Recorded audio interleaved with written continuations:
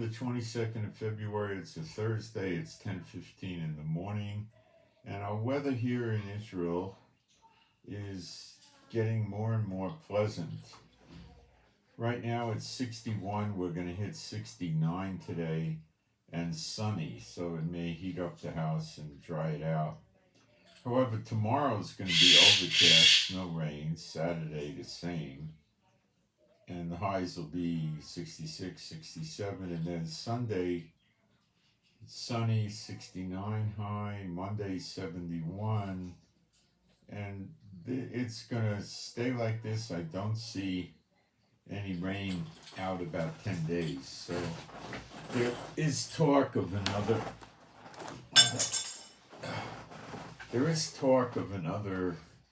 storm front hovering around somewhere. Let me see if I can pick that up on the other weather channel. They're not sure about that yet.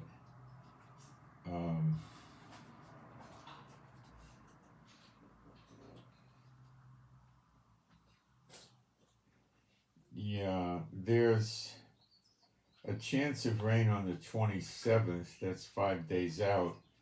49% chance. That's kind of sketchy though, and it's just one day. And then they're talking the 2nd of the next month a little bit, and the 3rd and the 4th, but they're not giving us very high probabilities.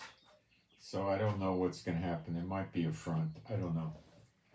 It's a little early to tell, but it could be. Unfortunately, we'll have to go through that rain again, which is rough on us, believe me. But the Lord's doing what he wants to do with watering his garden. So, all right, I'm going to go jump in the chat while people are coming in, see what I can do. And then we're going to ponder some mysteries of the destruction of the neighboring nations. Who does it? But we're going to go through the daughter of Babylon to set the stage.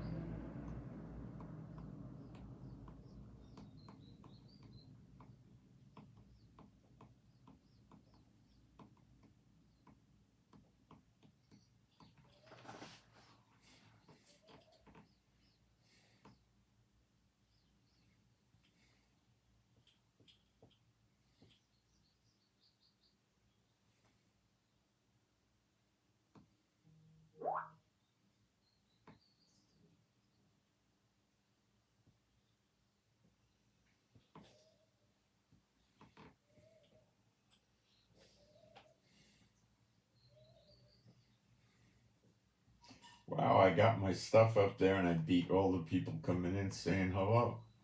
It's like a race. I try to get my stuff up there before everybody comes in and says hello. But I don't mind it. I mean, what am I going to do? Okay. So, we're all set. Being a Bible-believing site, I'm going to do the praise. There is no God like Jehovah. There is no God like Jehovah. There is no God like Jehovah.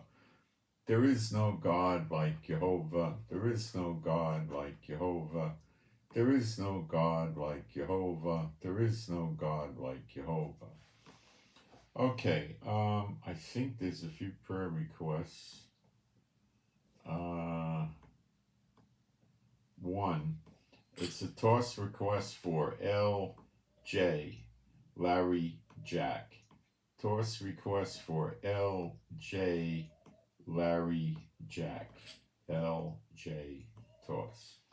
Okay, got that done. Update on Beulah. It's confusing. We don't know really what to do.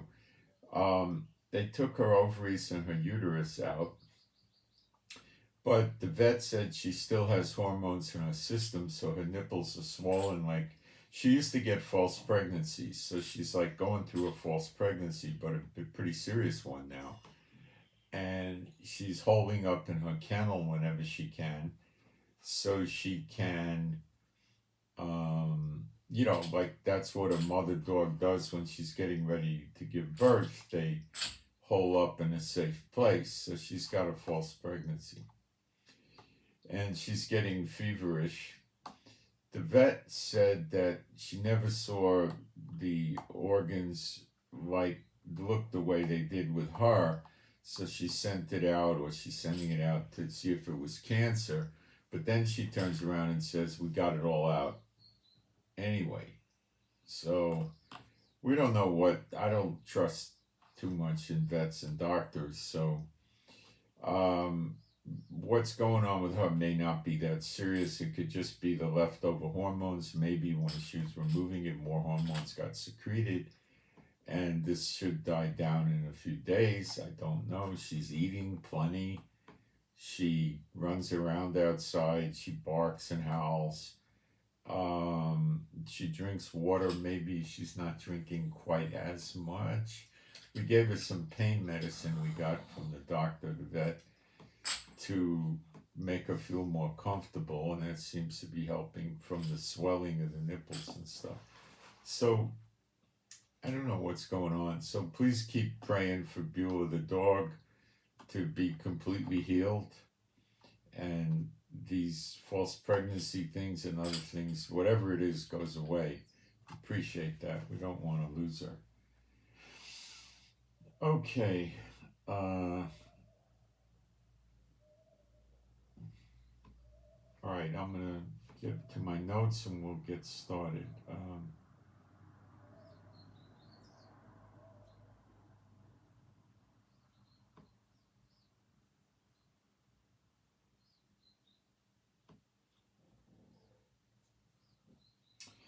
When we read in Zechariah 14, which I'll go there, I just want to make a few side points.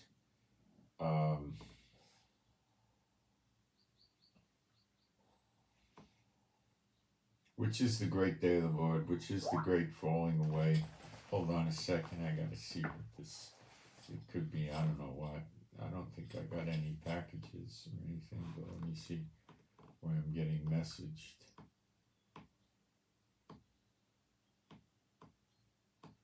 One second.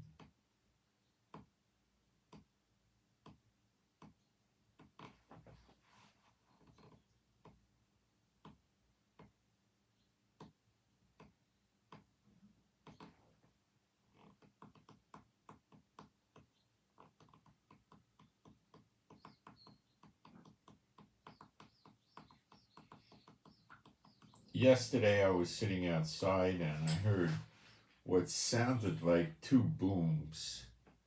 Our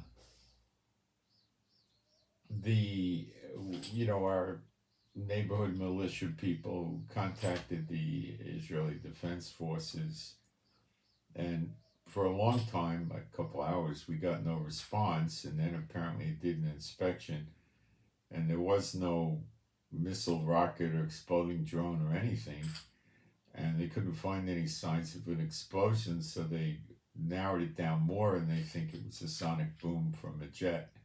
It sounded like it almost was two explosions, but not quite two explosions. So I heard a million sonic booms, but this one would have been distant, like probably miles away, maybe 3-5 miles or something. I don't know. I really don't know what to make of it, but it probably was not any ordnance. Initially, I thought it was an Iron Dome doing a takedown because it sounded like two booms, but one was not as strong as the other, and the Iron Dome shoots a pair of interceptor missiles at the target it's trying to destroy. So there would be two, but it didn't sound exactly right. So I guess we're going to go with the sonic boom. Okay.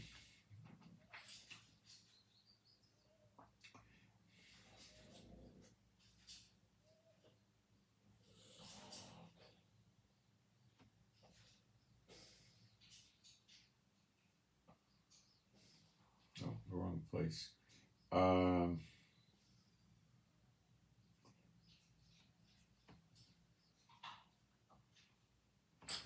After the great day of the Lord is over, it reads like this in Zechariah 14:15, and it shall come to pass that every one that is left of all the nations which came against Jerusalem.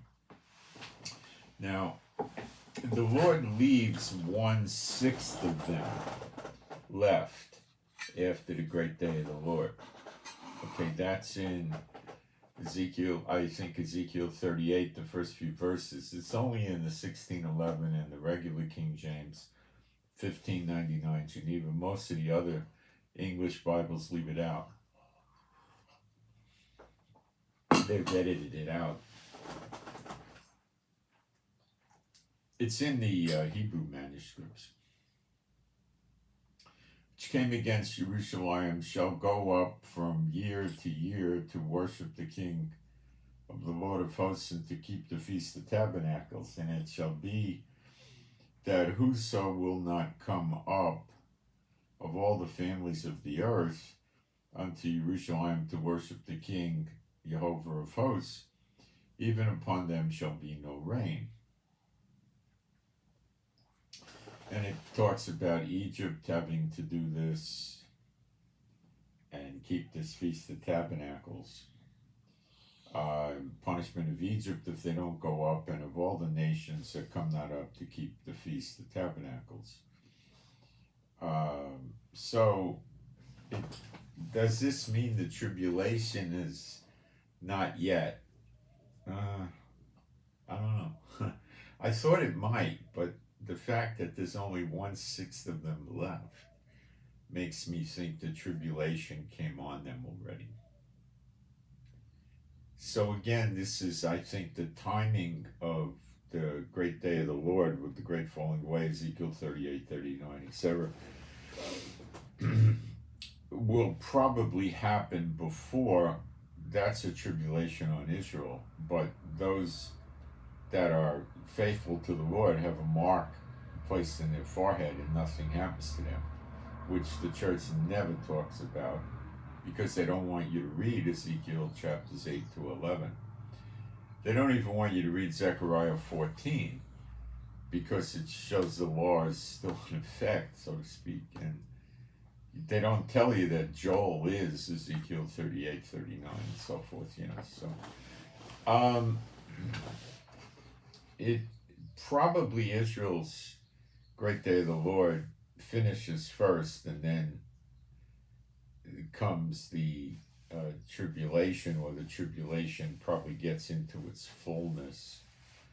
I'm unsure, but I only thing I could tell you is they're close in timing. When you read Daniel 11,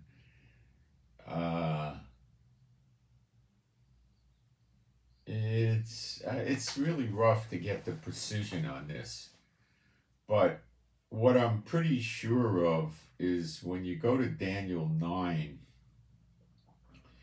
and you read, there's 2 70s, and like I told you, the Lord showed me the Shavim, 70, 70, 2 70s.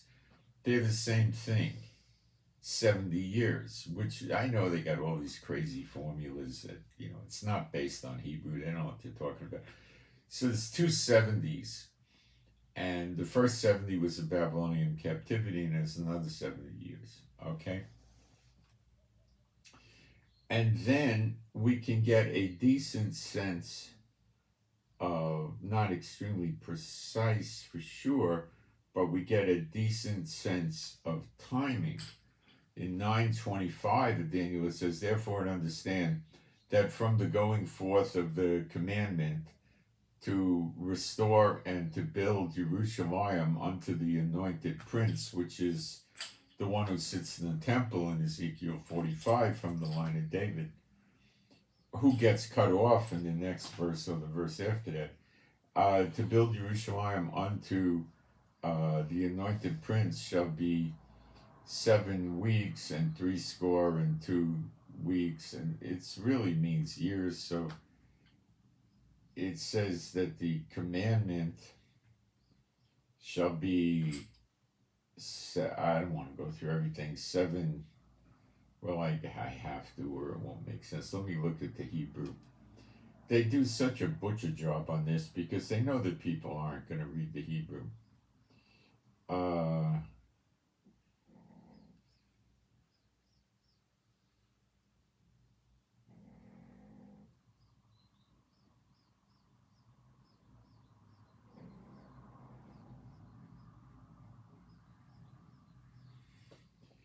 It says to return and build or rebuild, to return and rebuild. So return is 2nd Exodus. Jerusalem, al to or upon the anointed Nagid, the anointed prince.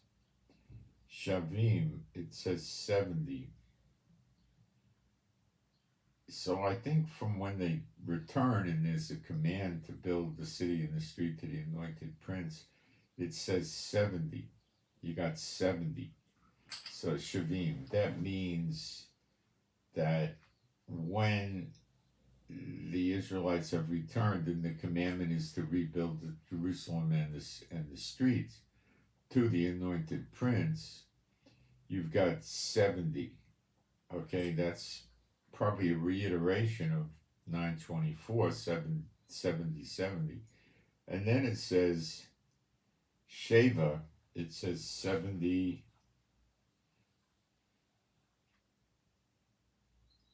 It says 7, Sheva 7. And okay. And then it says Sheva 70. Ver Shavim and 70. See, it says 7 and 70.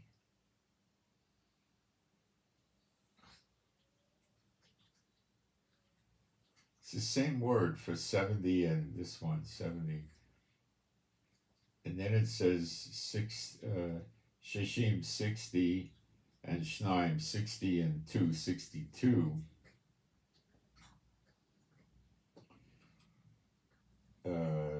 Return, build. Okay, this is 62. Return and build, street,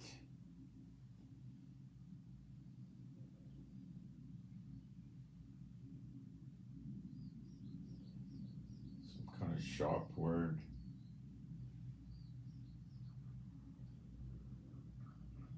Distress, sharp distress. Time. So it's a time of distress, probably similar to Zerubbabel. Okay, so things are not all yet so great. All right. So this gives you an idea when the second set with 70 starts. I don't believe it started yet. It might start when the nation's born again in Zechariah 12:10, because we read that elsewhere, which could fit in with this, you know.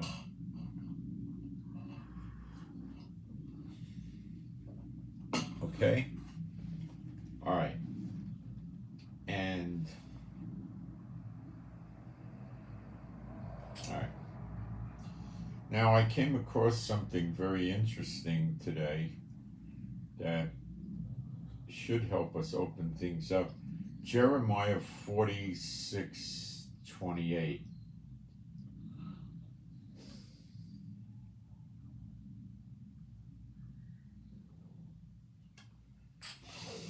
Fear thou not, O Yaakov, my servant, that's Israel, saith Jehovah, for I am with you, for I will make a full end of all the heathens whither I have driven thee, but I will not make a full end of thee, but correct thee in measure. Yet will I not leave thee wholly unpunished. This is exactly Jeremiah 30:11, which I will read. For I am with thee, saith Jehovah, to save thee, though I make a full end of all nations whither I have scattered thee, yet will I not make a full end of thee. I will correct thee in measure, and will not leave thee altogether unpunished.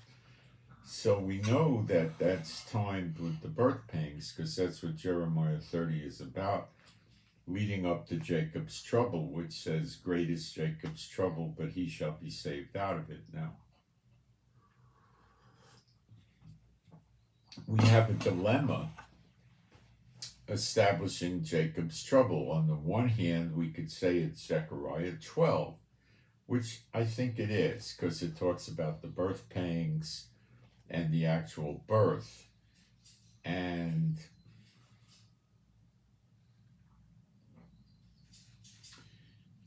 great is Jacob's trouble, he shall be saved out of it. Well, we don't read of anybody getting killed in Zechariah 12 from the Israel side. So that's where I would have to put my bet. The other way of looking at it, which I don't think is correct, is to say it's Gog and Magog, and go back to Zechariah 8-11, and in verse 9 we see those that are upset at the evil being done in the temple in Jerusalem have a mark, which is probably the name of Jehovah, placed on their forehead, and nothing bad happens to them, and they remain in Jerusalem. So we could say that he'll be saved out of it because only the elect are going to get saved out of it, but that's not as good of an interpretation as saying Jacob's trouble is on Zechariah 12. Specifically verse 10, when the Spirit is poured out on them, which makes them believers, in other words, born again, like non-Israelites consider things, and then they look upon the one whom they have pierced, and they get changed. When you see him, you shall be like him. That, in my mind, lends itself so much better to it. Okay?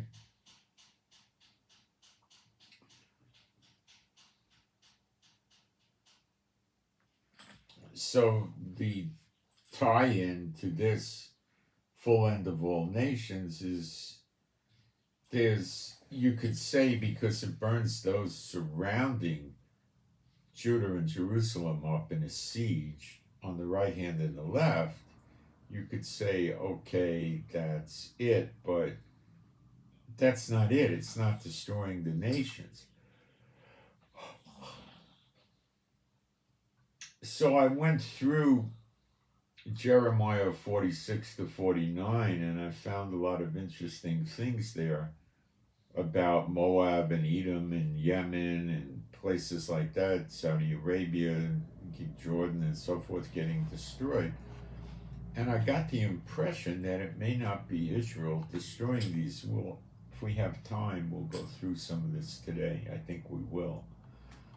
In terms of current events, what's new? Not much. Lebanon and Israel have upgraded or stepped up their fighting at the border. Israel is, as I've told you numerous times, fighting a revolution in the West Bank, in Jenin, and Nablus, and Hebron, and different places, where we're even using aircraft, not just drones, real aircraft against these terrorists rising up against Israel violently, and armored vehicles and all kinds of things. And then we're fighting in Gaza, and we're fighting in Lebanon. And we have to be careful about Israel. So last night there was some serious airstrikes again in Syria, which the purpose of which would be to destroy weapons that Iran has brought in.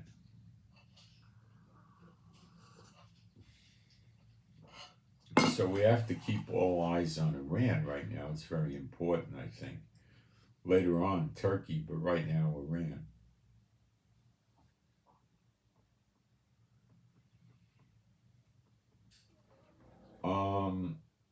The Israelis are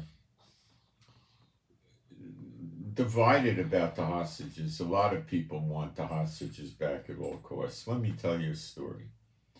Let's say it's World War II, and you're a captain of a submarine, and you're transporting 6 commandos to go someplace in the Pacific when we were fighting Japan, and they have a Zodiac type boat on the submarine that they're going to get into, and they're going to go to shore with explosives and blow up some specific target that the American military is going after.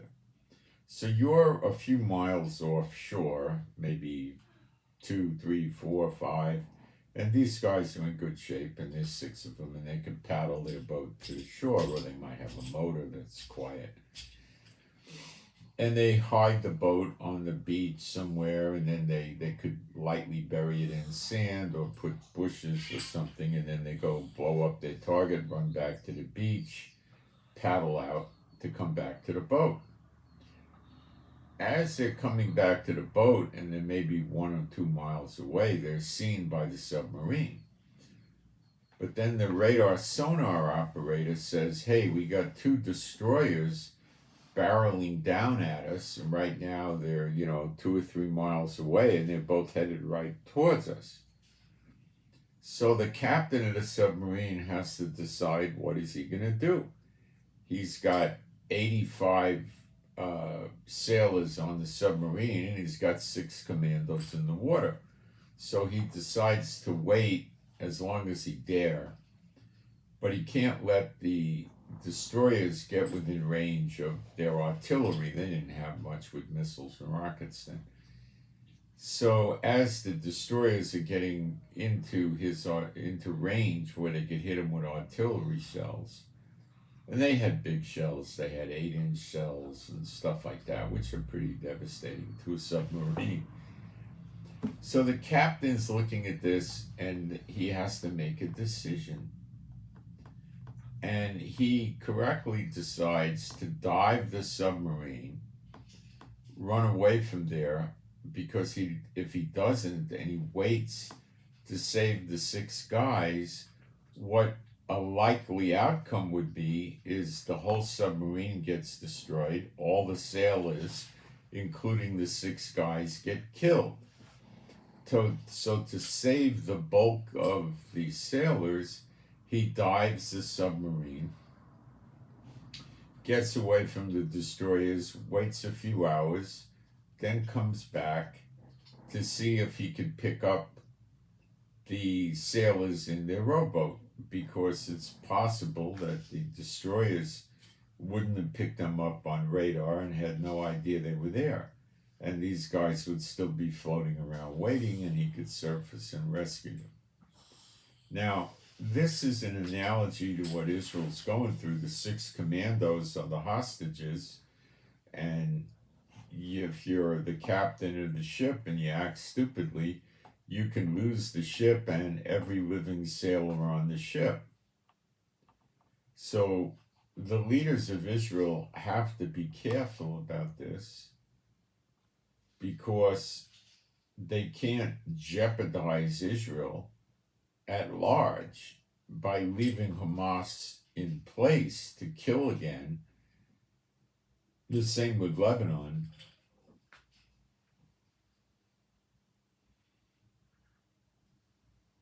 They have to look at the greater good. What if you save the hostages and you get all 50 or whatever they have still alive back, and then a week or 2 later, Hezbollah is shooting 200-300 missiles a day into Israel? See what I'm saying?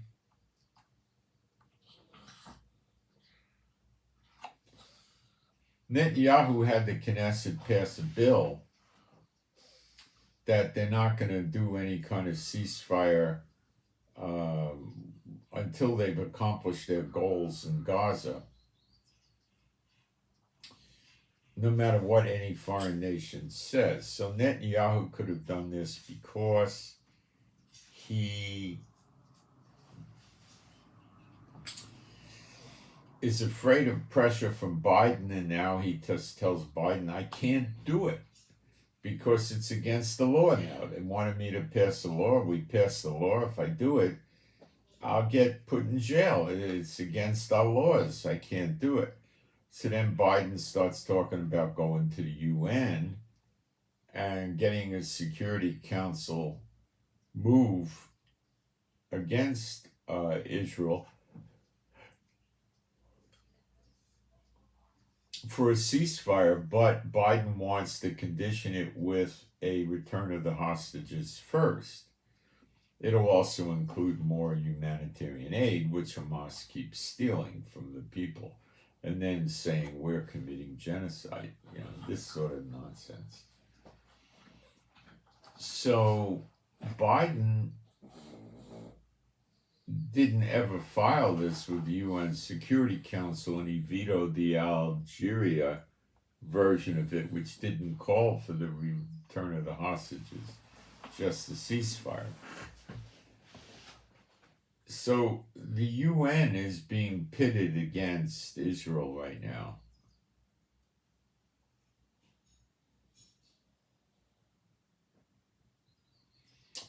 And they may attempt to force a ceasefire by putting UN troops, American and or otherwise, into Gaza to make sure there's no ceasefire, which isn't going to stop Gaza from shooting missiles at us. And the UN troops are not going to shoot the Hamas. So it's going to do no good. But you could see the direction things are moving.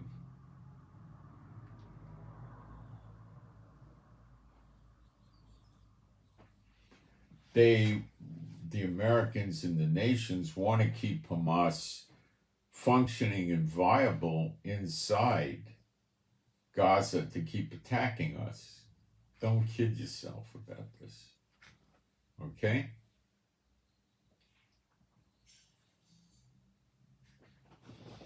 I'm going to fast break and then we'll look at Jeremiah 50 and 51 and show you why it cannot be ancient Babel, because a lot of people are going to tell you that's what it is, and we're going to show you emphatically why it's not.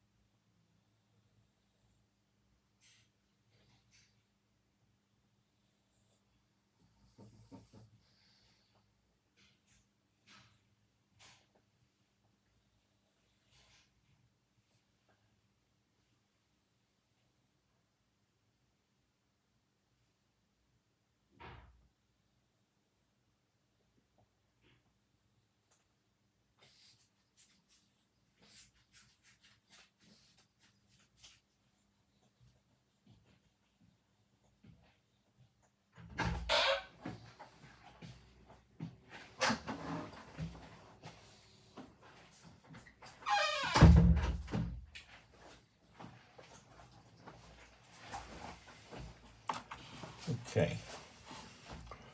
So,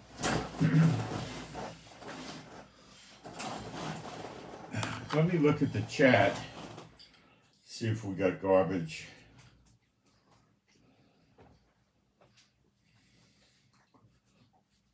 Doesn't look too bad.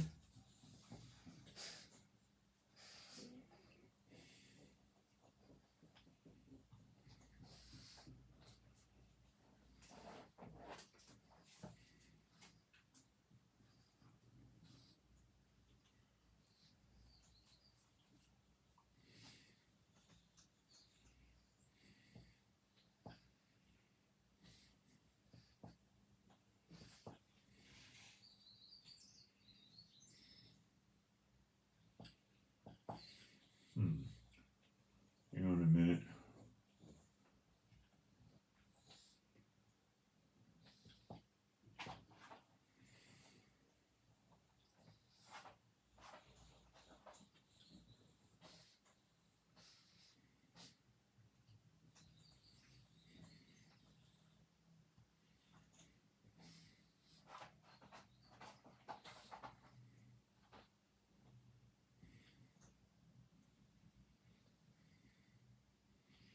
My chat controls are screwed up here. I wonder if that was somebody on purpose.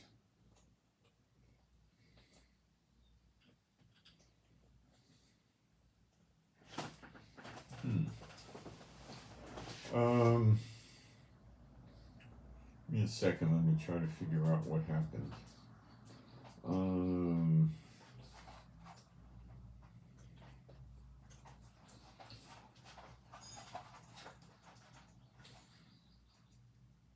I think I got it back. Yeah.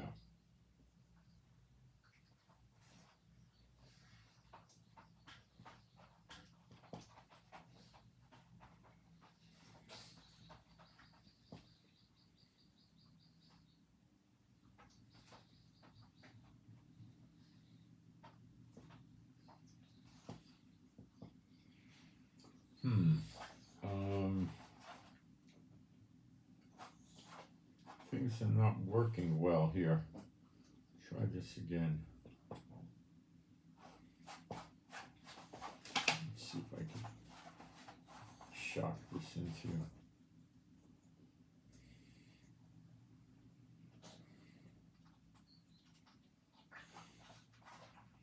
Maybe I got it now.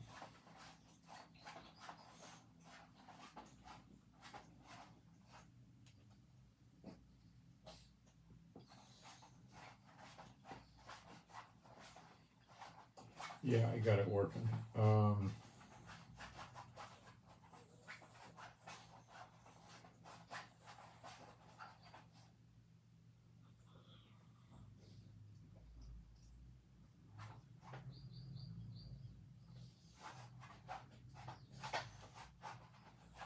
Okay, I think it's okay now. All right, wasn't too bad. I've been blocking so many of them.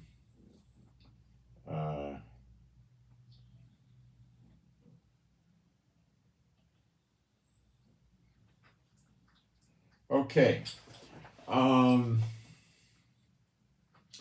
When ancient Babylon was destroyed, what happened is Cyrus came with a bunch of soldiers, approached Babylon, the city with a great wall around it. It was so thick, chariots could ride on the top of the wall. And they had food supply for years. And they came up to the city and they started attacking, and the Babylonians were laughing at them, ran out and attacked them, hurt them, and then Cyrus retreated. And then he had his soldiers, his whole army, divert the river that went under the wall of Babylon to give them water, diverted it in 28 places. So overnight, the stream, well, the river, dried up, and the soldiers were able to walk under the wall. And when they woke up in the morning in Babylon, they were having breakfast in the patio with their slaves and all that. they realized that their city was occupied by Cyrus, and they were basically caught.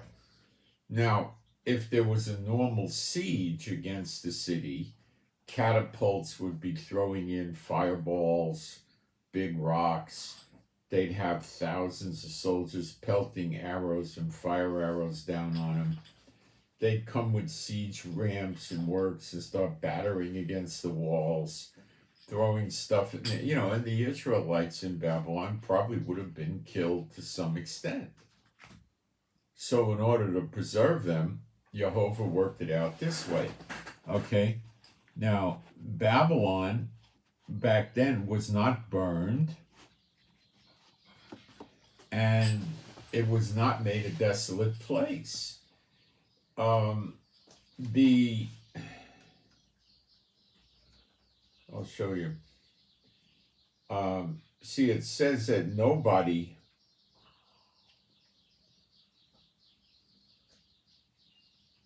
would live in Babylon again with the daughter of Babylon, but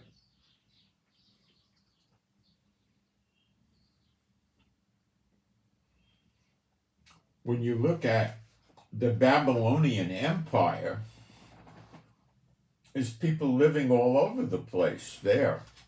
So that certainly didn't apply. And the city of Babylon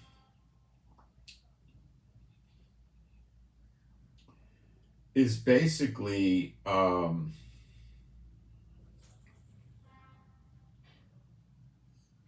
it's mud brick buildings spread out about 30 square kilometers. It's in Iraq, south of Baghdad. Starting in 1983, Saddam Hussein imagined himself as heir to Nebuchadnezzar and started rebuilding Babylon, and it's got museums and things there. So it's not a desolate place as the daughter of Babylon will be. And when you read about the daughter of Babylon, it says there'll be fires in and around her cities and all of this. So there's not much of a connection, but there is, because it's a typology type of thing. And let's take a look at it. The word that Jehovah spake against Babel, it says Babylon in English, it's Babel. And that's the same as the old version, and the old city, and with Nebuchadnezzar. And it's a word that means confusion. They don't know who the true God is. They're confused against Babel and against the land of the Chaldeans. The Chaldeans were those that lived in Babel, the ancient Babel, that were witches of various sorts, fortune tellers or whatever, astrologers, not astronomers, astrologers. By Jeremiah the prophet, declare ye among the heathen, and publish and set up a standard, publish and conceal not. Say, Babel is taken, Bel is confounded. Bel is a demonic idol that the Babylonians were worshiping, and probably America, with all the idols they have, which I've covered many times, is worshiping this also.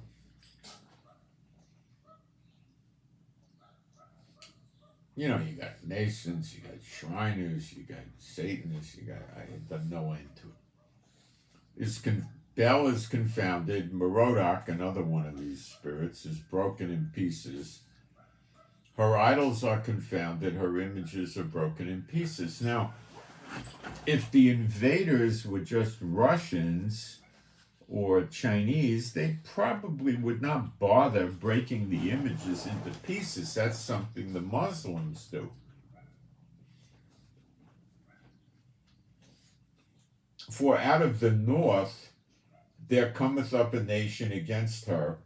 Now, I don't think he means Canada attacking America. That's a little silly. North of Israel he's probably referencing, which you could construe as Turkey most direct. You could say Iran, maybe.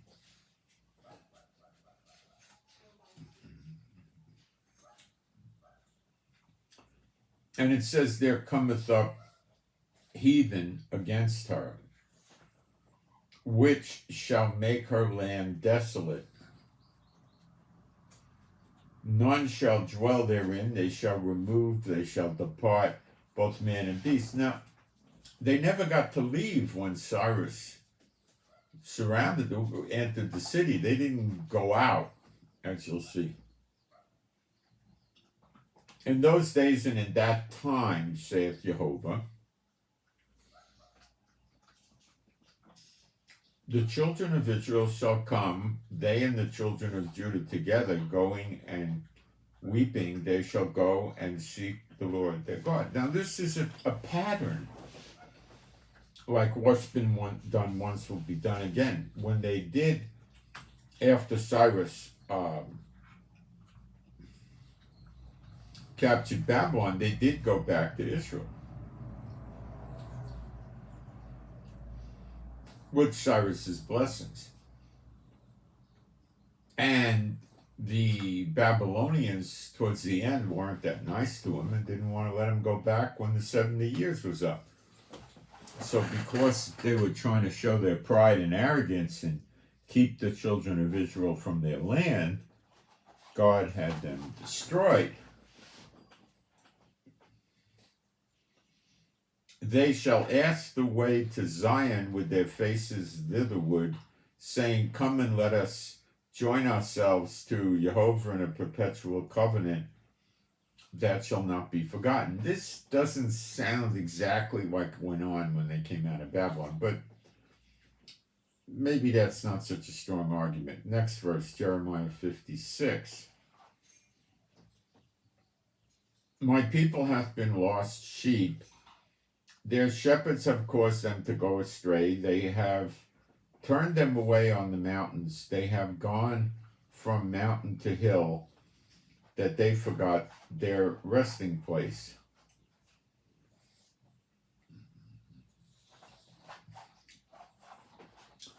The implication here is that they were scattered into many different locations. Where the first captivity was Egypt, they were just in Egypt. The second was Babylon, and they were just in Babylon. Okay? This doesn't sound like the present day scattering. I mean, it sounds like the present day scattering, not where they were all just contained in Babylon. All that found them devour them, and their adversaries said, we offend not, because they have sinned against Jehovah, the habitation of justice, even Jehovah, the hope of their fathers. Remove out of the midst of Babel, and go forth out of the land of the Chaldeans, and be as the he-goats before the flocks. For, lo, I will raise and cause to come unto against Babel an assembly of great nations from the north country. Now, it was just Cyrus at the old ancient Babel. You see, there's not a good fit. Come up against Babel an assembly of great nations from the north country, and they shall set themselves in array against her. From thence she shall be taken. Their arrows shall be as a mighty expert man. None shall return in vain. They took the city over peaceably. They didn't have a big battle.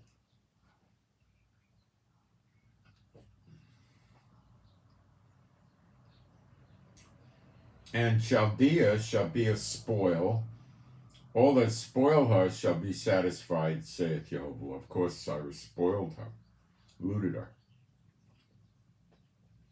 Because you were glad, because you rejoiced, O you destroyer of mine heritage, because you are grown as the heifer of grass, and bellow as bulls, your mother shall be sore confounded that bear you. You see, this is the unclean spirits, the whore, the Statue of Liberty woman, you know? That's, her name is Columbia. And they have a picture of her in the District of Columbia, in the Columbia Motion Pictures. It's the same as the Statue of Liberty. It appears to be the same thing that's on the roof of the Capitol building. She that bare you shall be ashamed. Behold, the hindermost of the nations. See, the hindermost means the most recent, the last of the nations. And that would never be ancient Babylon. To God, there's only 70 nations. He doesn't use the names that the heathen put on them, okay? The hindermost of the nations shall be a wilderness, a dry land, and a desert. Because of the wrath of the Lord, it shall not be inhabited, but it shall be wholly desolate. Every one that goeth by Babel shall be astonished and hiss at all their plagues.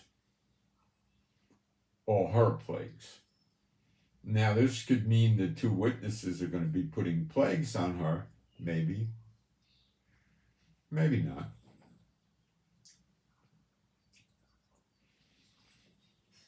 Put yourselves in array against Babel, round about, all you that bend the bow. Shoot at her, spare no arrows, for she hath sinned against the Lord. Again, they took her over without big warfare at all. Without much of anything.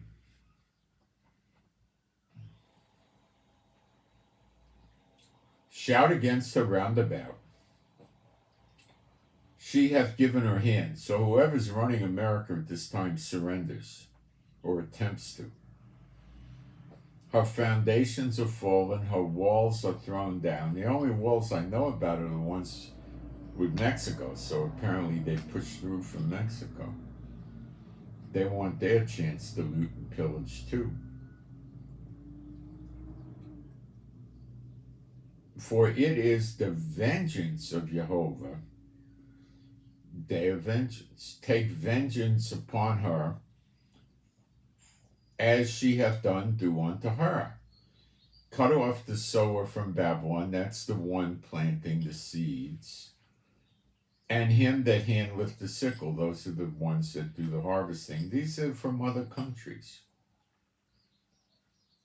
In the time of harvest, for fear of the oppressing sword, they shall turn every one to his people, and they shall flee every one to his own land. This did not happen when Cyrus attacked Babylon. Israel is a scattered sheep. The lions have driven him away. First, the king of Assyria hath devoured him. And last, this Nebuchadrezzar, king of Babel, hath broken his bones. Now, this Nebuchadrezzar is not the old school Nebuchadrezzar from the old Babylon. This is something new. And at this point, if there's no changes, it looks like it would be Biden. Broken his bones. This happened on October 7th. Literally, the women were raped so much that pelvic bones broke.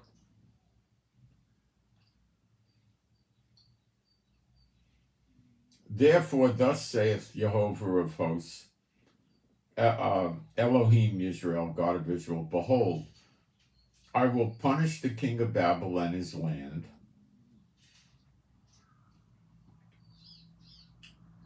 as I have punished the king of Assyria. And I will bring Israel again to his habitation. Now, this happened after the old Babylon was destroyed. So there's a lot of typology here. And he shall feed on Carmel, that's near Haifa, basically, kind of, and Bashan, and his soul shall be satisfied upon Mount Ephraim and Gilead. I believe that's the West Bank. In those days and in that time, saith Jehovah, the lawlessness of Israel shall be sought, and there shall be none. And the sins of Judah, and they shall not be found. For I will pardon them whom I reserve.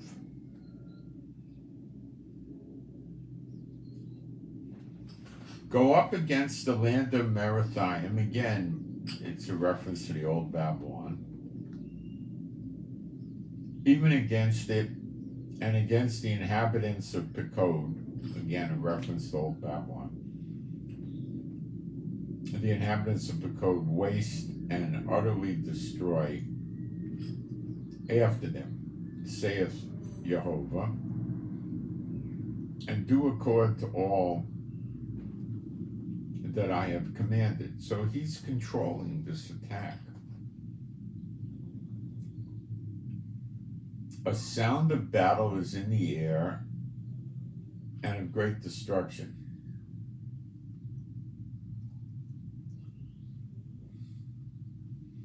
How is the hammer of the whole earth cut asunder?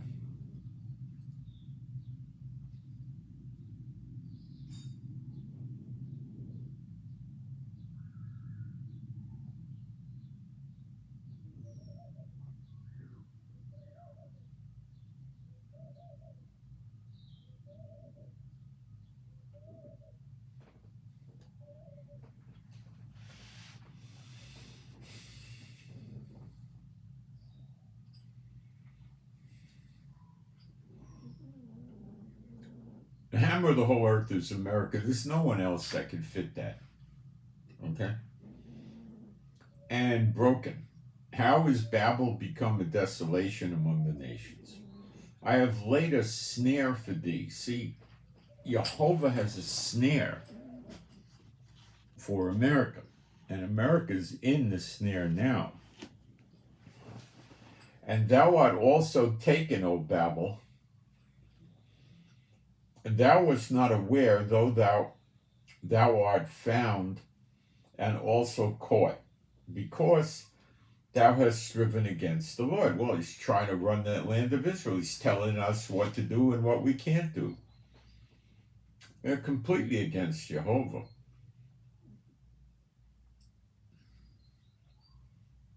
The Lord hath opened his armory and hath brought forth the weapons of his indignation or anger.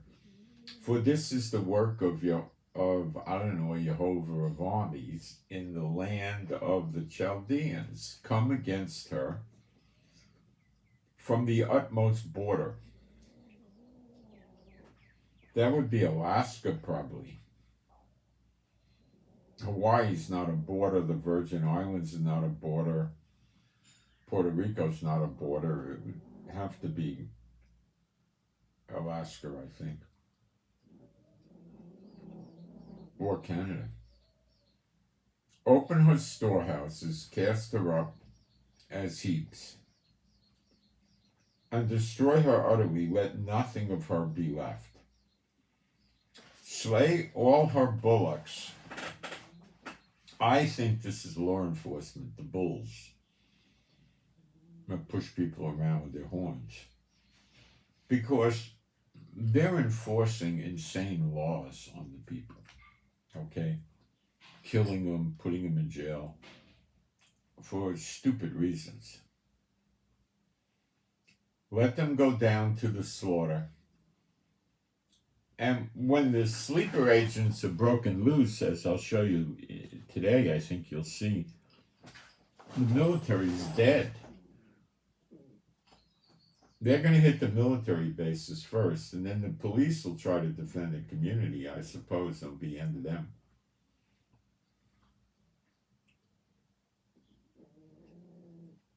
For their day has come, the time of their visitation. The bullocks. The voice of them that flee and escape out of the land of Babel, to declare in Zion the vengeance of Jehovah Elohim, the vengeance of his temple. So the $1 million question is, which temple? Are we talking about the next temple?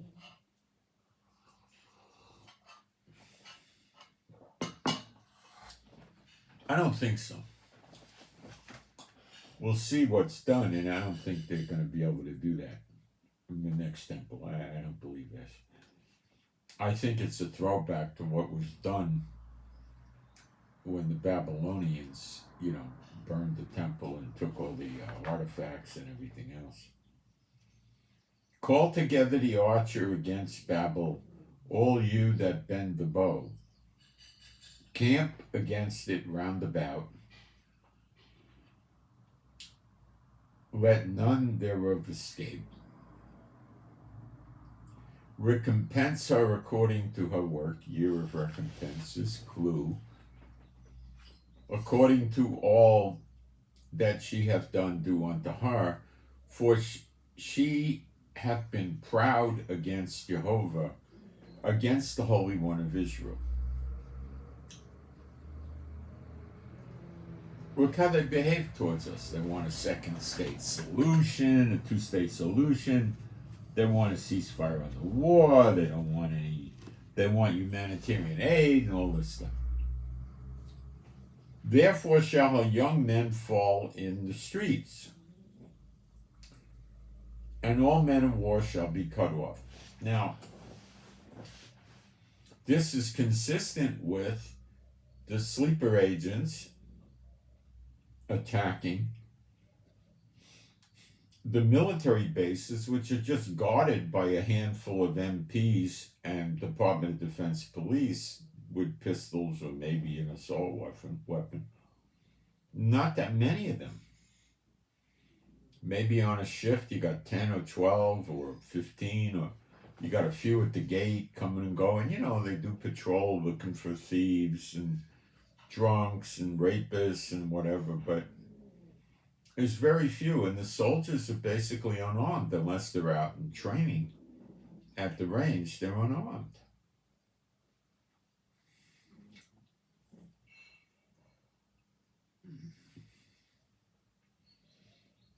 All her men of war shall be cut off in that day, saith Jehovah. Behold, I am against thee, O thou most proud, saith Adonai Jehovah of armies, for thy day is come, the time that I will visit thee. It's a day.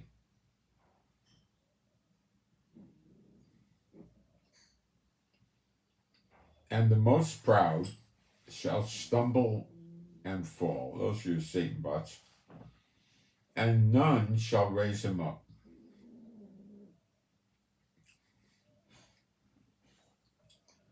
And I will kindle a fire in his cities, and it shall devour all round about him. Well, ancient Babylon burned Jerusalem, but when Cyrus hit Babylon centuries ago, he did not burn it. See, it's different. Thus saith Jehovah of armies, the children of Israel and the children of Judah were oppressed together, and all that took them captive held them fast. They refused to let them go. Now, you see this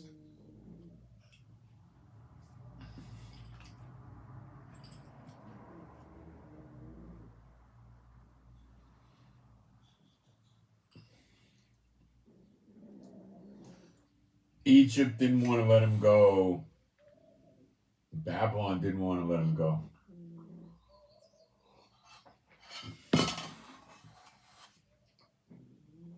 But talking about the modern day daughter of Babylon,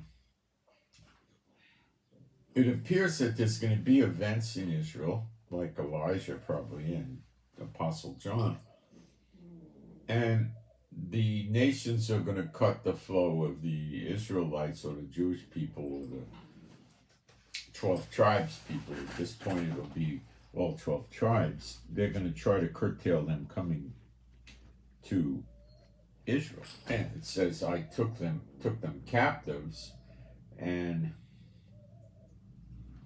that means what it says. So maybe, just maybe, this is what the FEMA camps are for, because they've never used them. People have been flooded out, burned out, and they live in tents at the side of the road or in some mall, and they just leave them there. They never put them in the FEMA camp. I'm sure in bad weather, people would prefer a FEMA camp over a tent on the side of the road.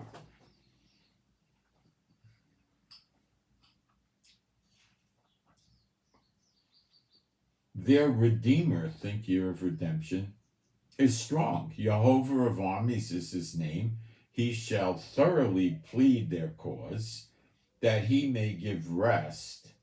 So he's going to argue like their lawyer, plead their cause, so that he may give rest to the land. Who's stopping the land from resting? Biden, America. And disquiet the inhabitants of Babylon. Well, that's happened now.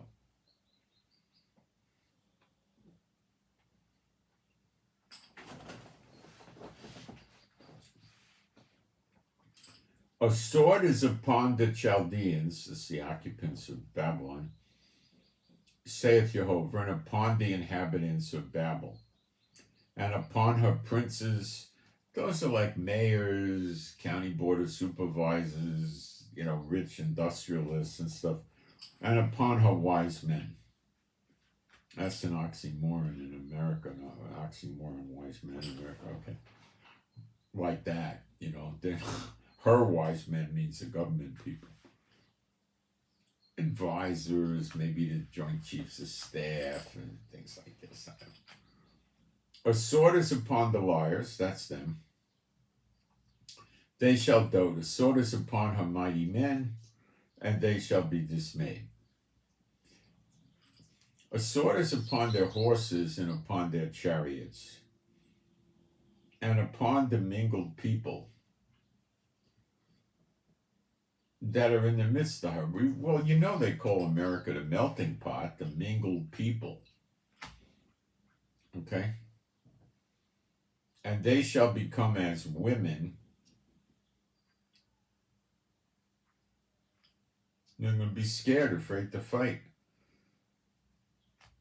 A sword is upon her treasures, and they shall be robbed. So they're going to plunder, pillage, and loot America, which is probably going to include getting the mansions and the wealthy houses and the museums and all kinds of stuff. A drought is upon her waters, and they shall be dried up. I haven't known of this yet. For it is the land of graven images, and they are mad upon their idols. Therefore, the wild beasts of the desert with the wild beasts of the islands shall dwell there, and the owls shall dwelleth therein, and it shall be no more inhabited forever.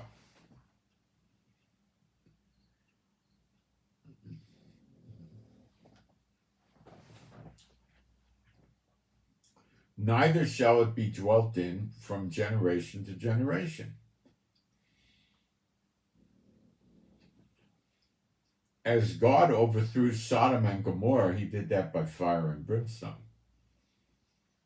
And the neighboring cities thereof, saith Jehovah, so shall no man abide there, neither shall any son of man dwell therein. Behold, a people shall come from the north, and a great nation, and many kings shall be raised up from the coasts of the earth.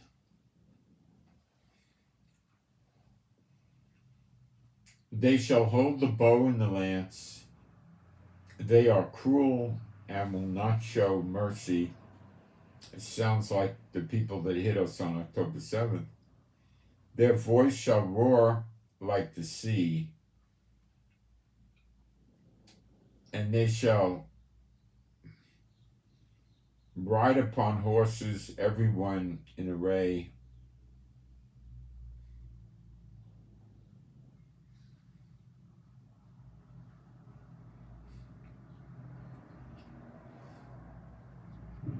Like a man to the battle against thee, O daughter of Babel. The king of Babel hath heard the report of them, and his hands were waxed feeble. Anguish took hold of him, and pangs as of a woman in travail. So maybe he got betrayed, or he doesn't trust the invaders.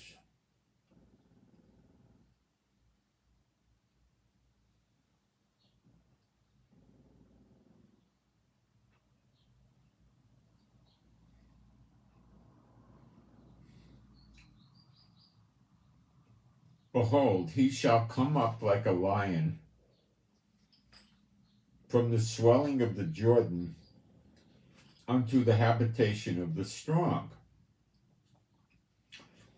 This sounds like America here in Israel, near the Jordan River meeting the Sea of Galilee, right near me. That's what it sounds like to me.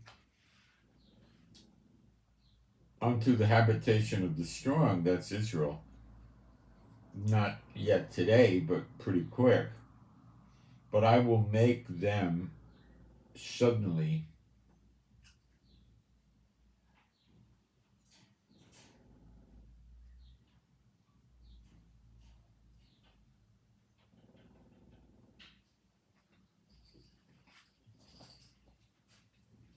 he shall come up. Let's break that word down. Allah, that means to go up. Behold is hine. Hine, Allah, go up. Lion from the Jordan unto the habitation of the strong. So it looks like the habitation of the strong would be Israel at this time, I think. So he's coming like a lion from the Jordan, from Jordan.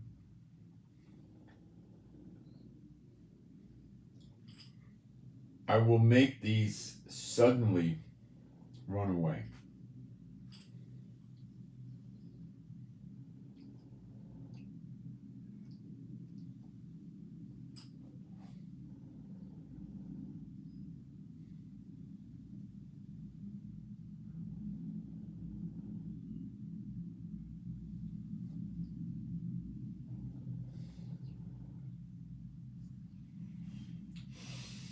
The swelling of the Jordan, when we're going to drain the Sea of Galilee, if the water level keeps rising, it'll go out into the Jordan River, and the Jordan River will overflow. It's probably been overflowing anyway from all the rain we've had.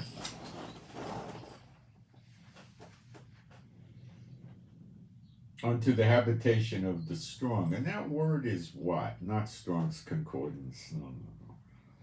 No.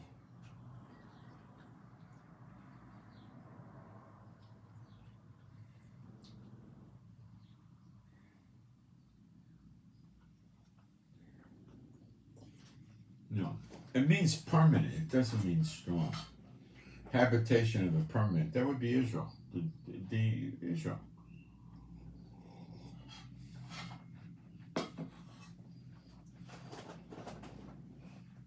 But I will make them suddenly run away from her, run away from Israel.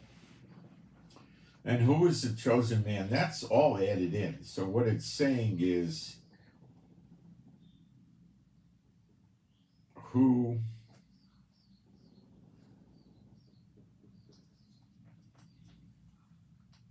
who chose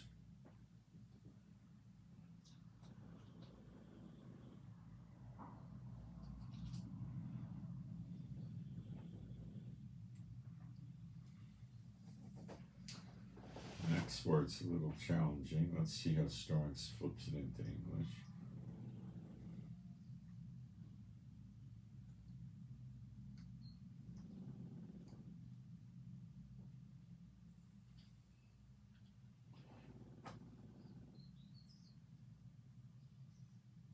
Chose,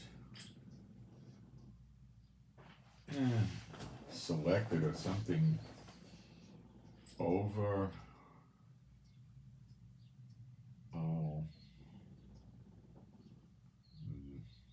her, who was like me. This would be Elijah, probably. Maybe Apostle John, maybe both of them. And who will appoint me the time, and who is that shepherd that will stand before me? And that would be anointed prince from the line of David, I expect. Therefore hear you the counsel of Jehovah that he hath taken against Babel, and his purpose that he hath purposed against the land of the Chaldeans. Surely the least of the flock shall draw them out.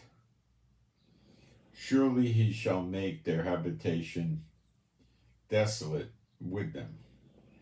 At the noise of the taking of Babel, the earth is moved, and the cry heard among the nations. It's going to be one big event. 51:1 of Jeremiah. Thus saith Jehovah, behold, I will raise against Babel, and against them that dwell in the midst of them that rise up against me, a destroying wind. Now, the word for wind is ruach. It means wind or spirit. It could be a destroying spirit. And will send unto Babel fanners, that they shall fan her, shall empty her land. Those are the looters and the pillagers.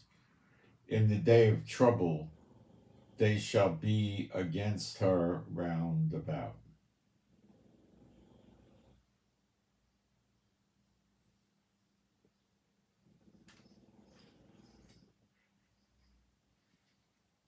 Against him that bendeth, let the archer bend his bow, and against him that lifteth himself in his brigadine and apparel, you,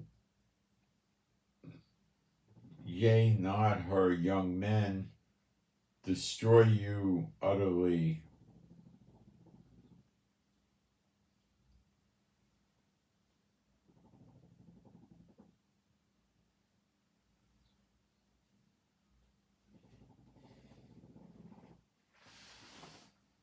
Destroy you utterly all her host, all her army. They're all going to be destroyed. The sleeper agents will hit the military bases. That's the best explanation I can have to understand it, unless they're going to rain missiles down on them from some other countries, or maybe the sleepers will rain missiles, or both, and blah, blah, blah.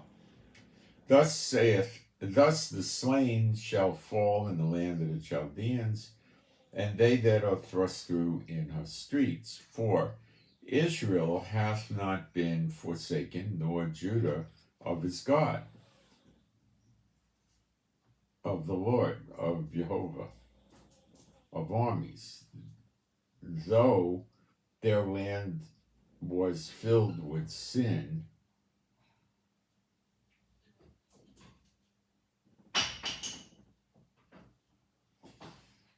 Though their land was filled with sin, that's America, against the Holy One of Israel, that's obvious. Flee out of the midst of Babel, and deliver every man his soul. This did not happen when Cyrus attacked Babylon in the old days. Be not cut off in her lawlessness, for this is the time of Jehovah's vengeance. He will render unto her a recompense, year of recompenses. Babylon hath been a golden cup in the Lord's hand.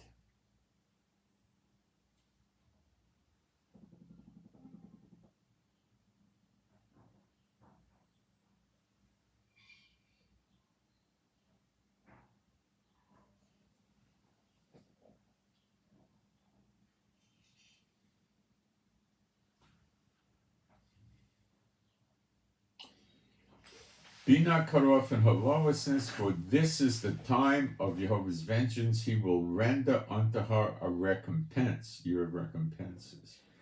Babel hath been a golden cup in the Lord's hand, that made all the earth drunken. That's America, influenced all the nations. The nations have drunken of her wine, therefore the nations are mad. They're nuts.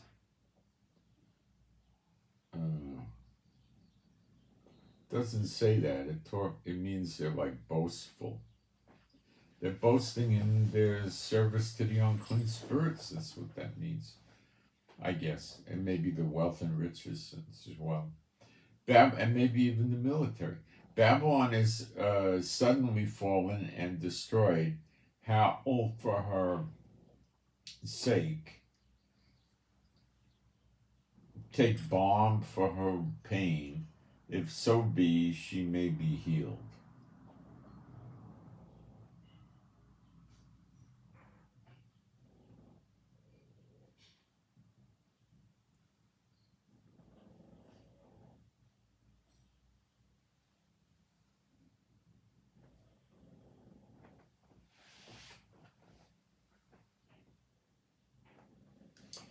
Babylon is suddenly fallen. The word suddenly is patom. Surprisingly, let's see how Strong's puts this in English. Instantly. Instantly. It's going to happen really fast. Suddenly fallen and destroyed. Howl for her, take balm for her pain. If so be she may be healed. Balm is a salve or a cream or something. We would have healed Babel, but she is not healed. Forsake her, forget about her. Let us go every man into his own country, for her judgment reacheth unto heaven, and is lifted up ever to the skies.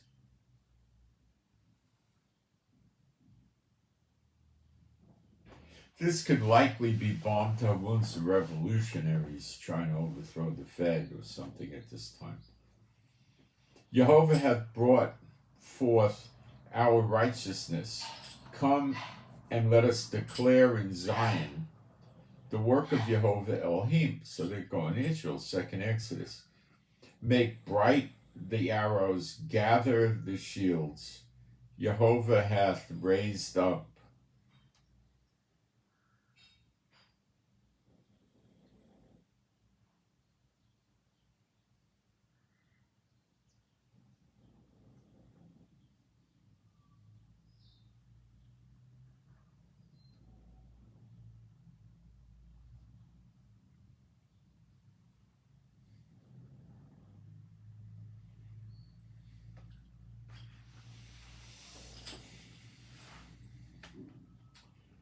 make bright the arrows.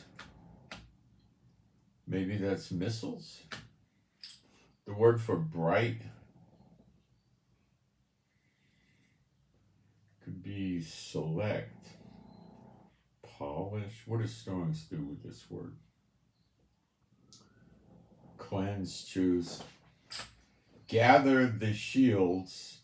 Jehovah hath raised up the spirit of the kings of the Medes, that would be the Median Empire, for his device is against Babel to destroy it, because it is the vengeance of Jehovah, the vengeance of his temple. So is this what America does to the next temple? I don't think so. I think it's a carryback to when the Babylonians, the Chaldeans, did do damage to the temple.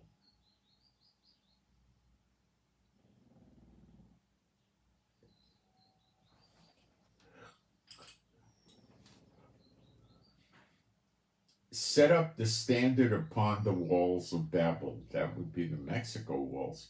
Make the watch strong. Set up the watchmen. Prepare the ambushes, for the Lord hath devised and done that which he spake.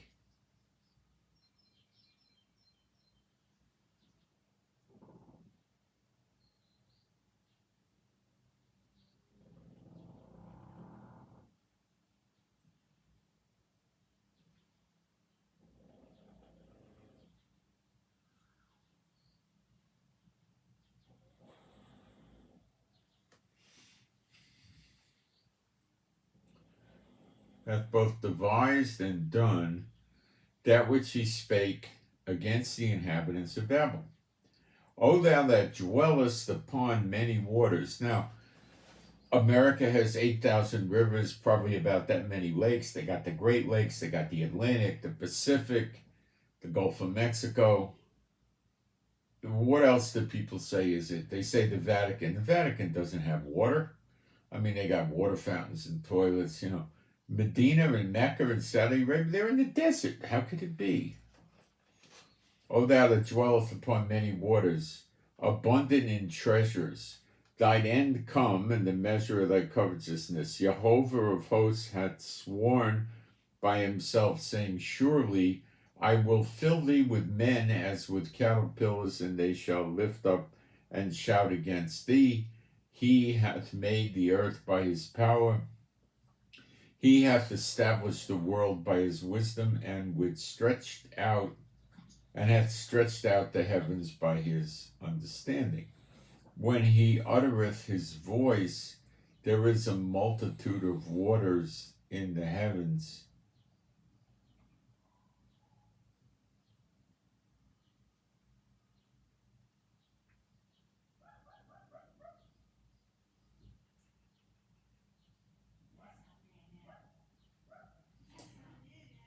He hath causeth the vapors to ascend from the ends of the earth. He maketh lightnings with rain, and bringeth forth the wind out of his treasures. So if there were weather weapons where they could control the weather, then Jehovah wouldn't be in control. So therefore I don't believe the weather weapons. Every man brutish by his knowledge, every founder is confounded by the graven image. For his molten image, that's a statue where they pour metal or maybe cement into a mold. Molten image is falsehood, and there is no breath in them. They are vanity, the work of errors. In the time of the visitation they shall perish. The portion of Yaakov is not like them, for he is the former of all things, and Israel is the rod of his inheritance. Jehovah of hosts is his name. Thou art my battle axe.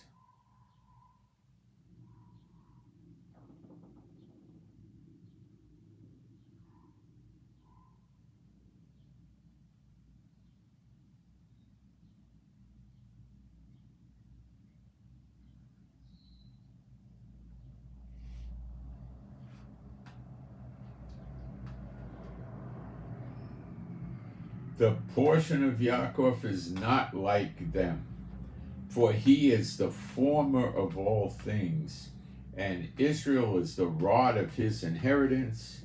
Jehovah of hosts is his name. Thou art my battle axe and weapon of war. This is speaking of Israel. For with thee will I break in pieces the heathen, and with thee will I destroy kingdoms, and with thee will I break in pieces the horse and his rider, and with thee will I break in pieces the chariot and his rider.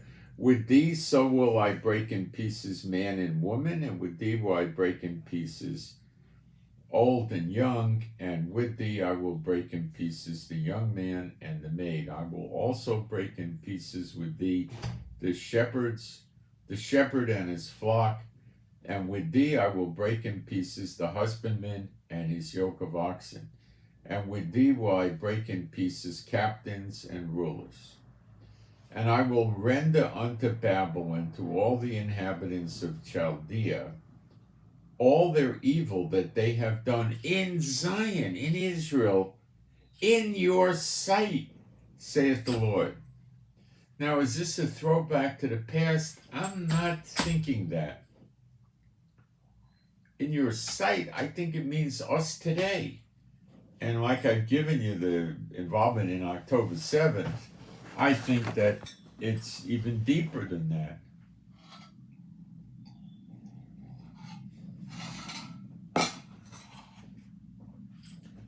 They give money to the Palestinian Authority that has the Slave for Pay program. They were giving fortunes to Hamas. Biden just gave $6 billion in December back to Iran.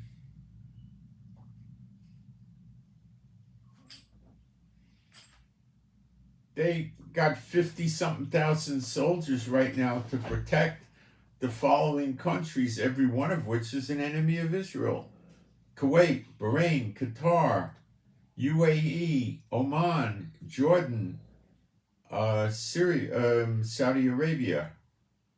That's it. One sec. Every one is an enemy. All their evil that they have done in Zion in your sight, saith Jehovah. Behold, I am against thee, O destroying mountain, saith Jehovah. That's America, which destroyeth all the earth. Or you could say all the land of Israel. Or, I will stretch out it could be both.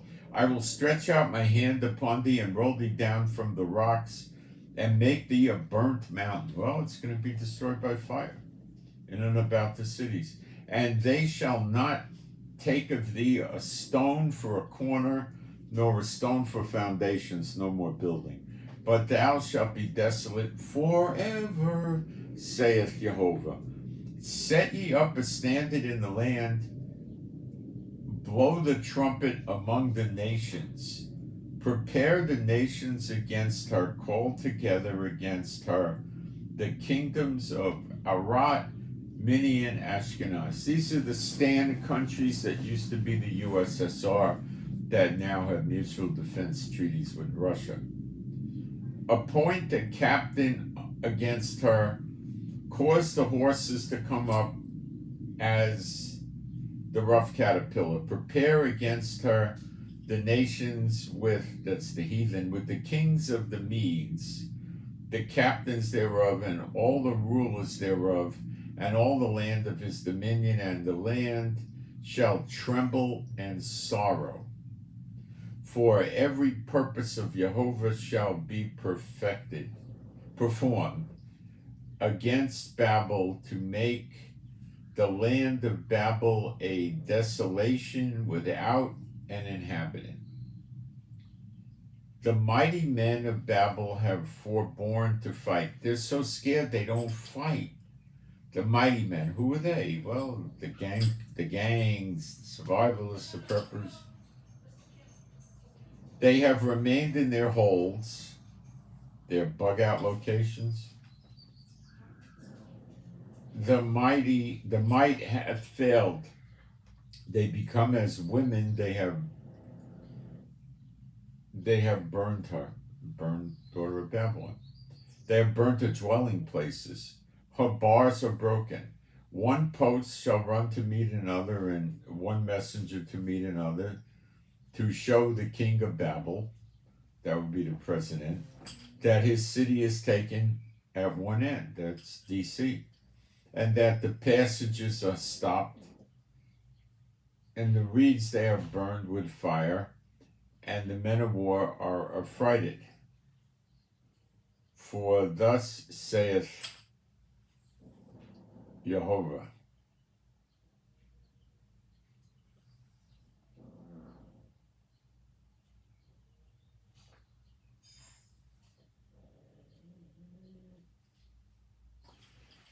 verse 33, Jeremiah 51. For thus saith Jehovah of armies, the God of Israel, the Elohim Israel, the daughter of Babylon. See, it's not old Babylon, daughter of Babylon. We're called the daughter of Zion in some places in the Bible. Is like a threshing floor. That's the harvest. It is time to thresh her, yet a little while, and the time of her harvest shall come. That's the second Exodus out of America.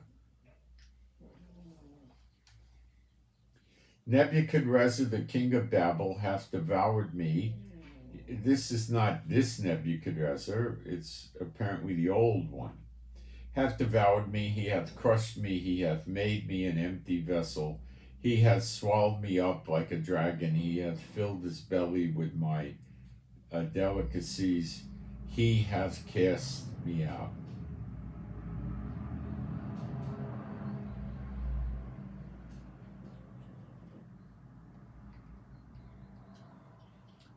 The violence done to me and to my flesh be upon Babel. This could be October 7th. It could be many other things. Shall the inhabitants of Zion say, and my blood upon the inhabitants of Chaldea shall Jerusalem say. Maybe they got wind of what happened on October 7th, and maybe there's other things they got wind of. And they're waking up. Therefore, thus saith Jehovah, behold, I will plead thy cause and take vengeance for thee, for I will dry, remember, revenge belongeth to the Lord, for I will dry up her sea and make her springs dry, and Babel shall become heaps and a dwelling place for dragons and for astonishment and a hissing without an inhabitant. They shall roar together like lions, they shall yell as lions' whelps. In their heat I will make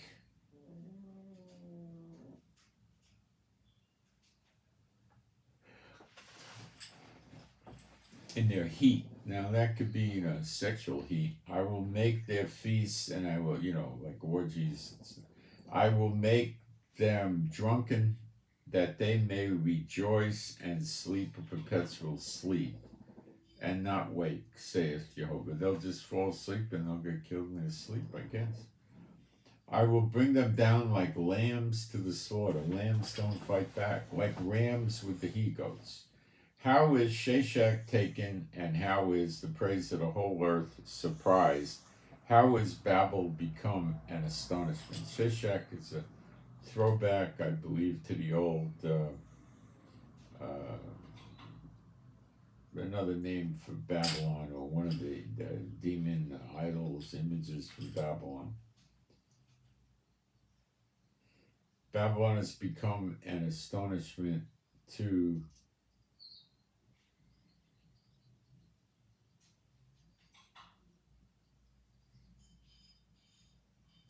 Babylon become an astonishment among the heathen. The sea has come up upon Babylon. This never happened with the old Babylon. Never. She is covered with the multitude of the waves thereof. What kind of waves are these going to be? They're going to have to go inland, like what, 1,500 miles? I don't know how this is going to work, but it'll happen. Her cities are a desolation, a dry land, and a wilderness, a land wherein no man dwelleth. Neither doth any son of man pass through. And I will punish Bel and Babel. The old Babylon in Iraq has tourism sites. People go there as tourists.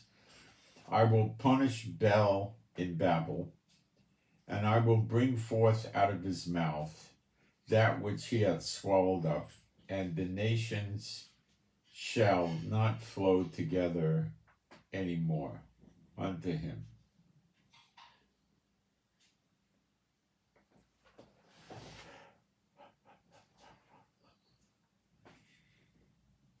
Yea, the wall of Babel shall fall. The only wall I know of is the Mexico one. Unless you want to talk about walls around the White House, which doesn't really lend itself to the passage. My people, go you out of the midst of her, and deliver every man his soul from the fierce anger of the Lord, and lest your heart faint, and you fear for the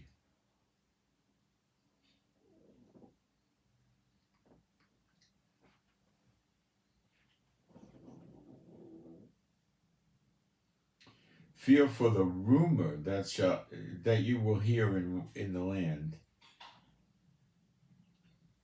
A rumor shall both come in 1 year,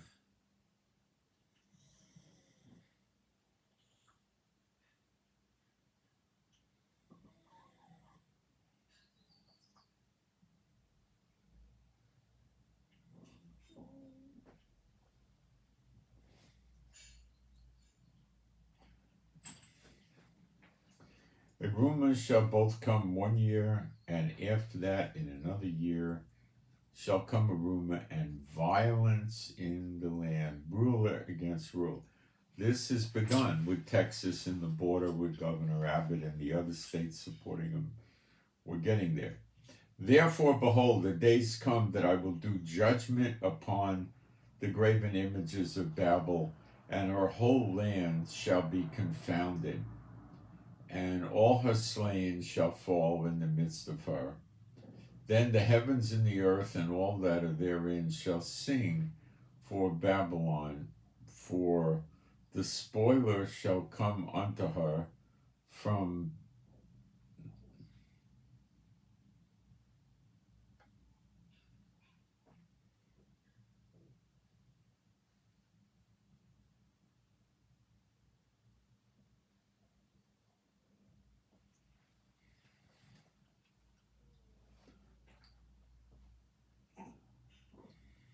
the spoilers shall come to her from the north, saith the Lord.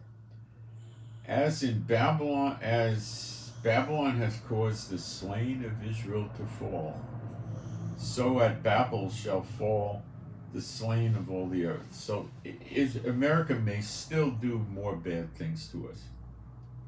You that have escaped the sword, go away, stand not still. Remember Jehovah afar off, and let Jerusalem come into your mind. We are confounded because we have heard reproach, shame, covered our faces, for strangers are come into the sanctuary of the Lord's house. Again, I think this is from the past. Wherefore, behold, the glory of God of Israel, Elijah, John, the apostle aren't going to let this happen in these days. Wherefore, behold, there's no temple here now, right now anyway. Behold, wherefore, behold, the days come, saith Jehovah, that I will do judgment upon her graven images, and though all her land was wounded, shall groan, though Babel should mount up to heaven, and though she should fortify fortify the height of her strength, yet from me shall spoilers come unto her, saith Jehovah. A sound of a cry cometh from Babel, and great destruction from the land of the Chaldeans, because the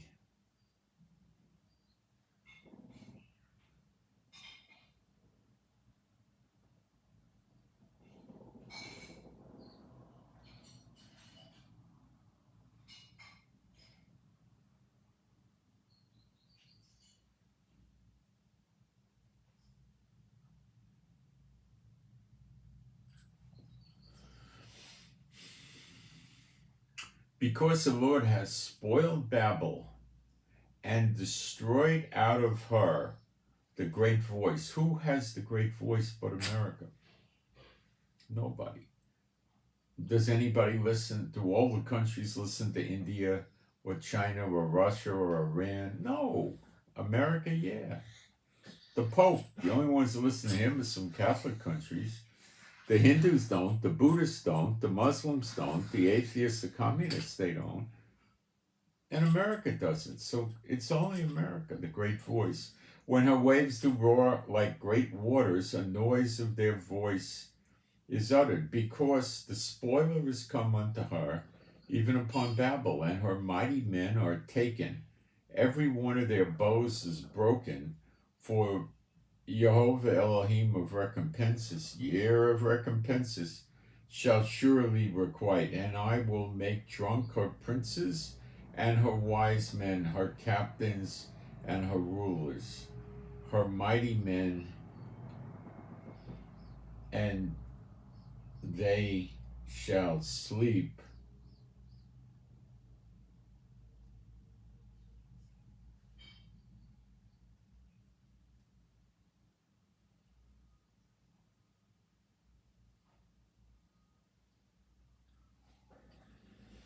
They shall sleep a perpetual sleep, and not wake, saith the King, whose name is Jehovah of hosts. Thus saith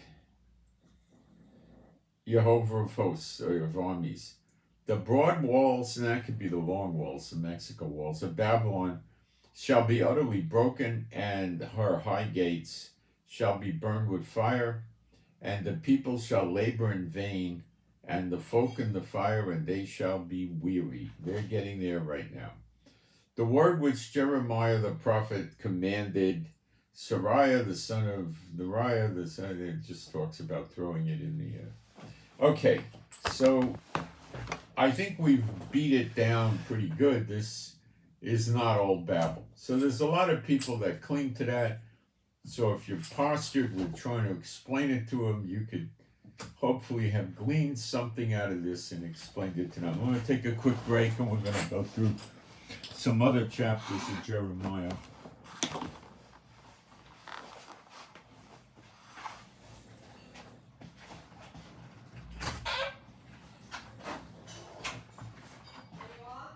Not yet.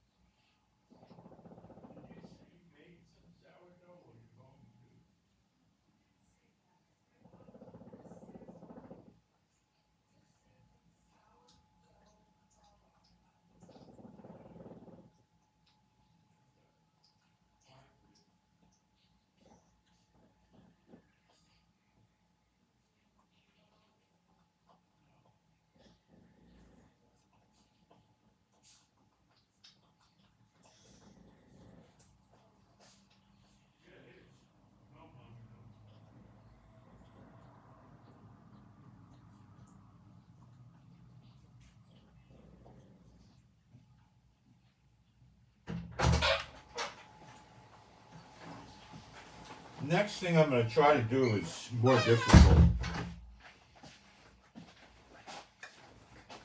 And I'm not sure how conclusive we can get.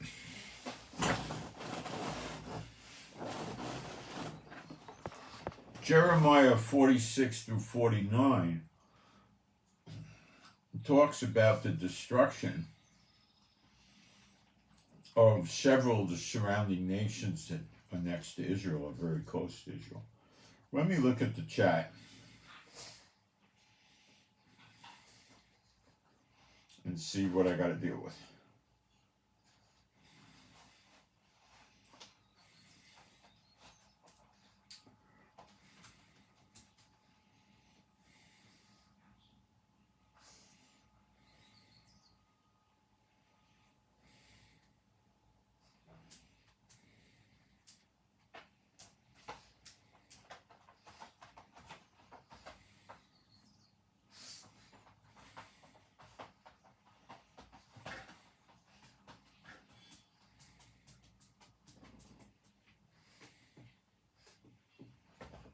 Somebody was spamming us with an ad.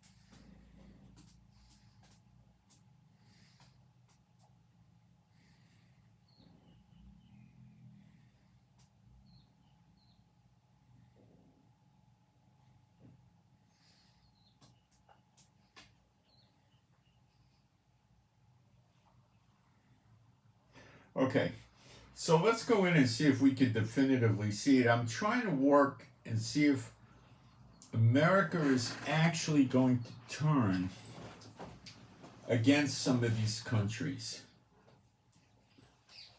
Specifically Yemen, Syria, and Iraq, which they're already fighting in. It's interesting, and it might be. But I'll try to, I'm not going to read everything, I'm just going to bounce through it.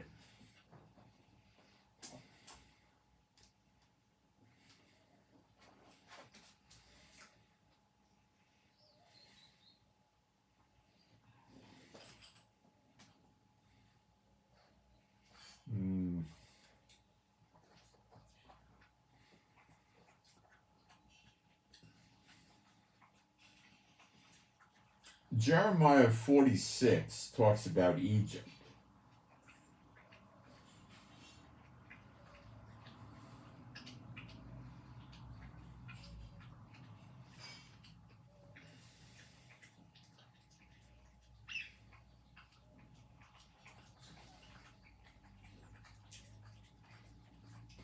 And in verse 10 it says, "For this is the day of Adonai Jehovah of armies, a day of vengeance, that he may avenge him of his adversaries, and the sword shall devour, and it shall be satiated and made drunk with their blood." Well, this is interesting.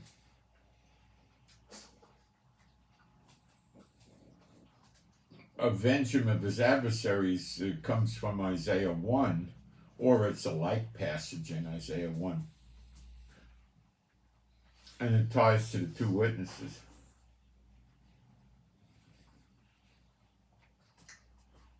And it shall be satiated and made drunk with the blood.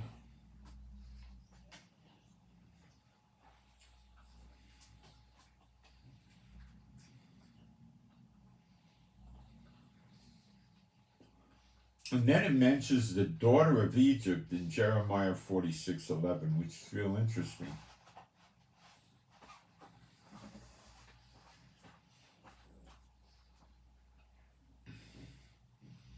"Go up into Gilead and take balm, O virgin, the daughter of Egypt, in vain. Shalt thou use many medicines, for thou shalt not be cured.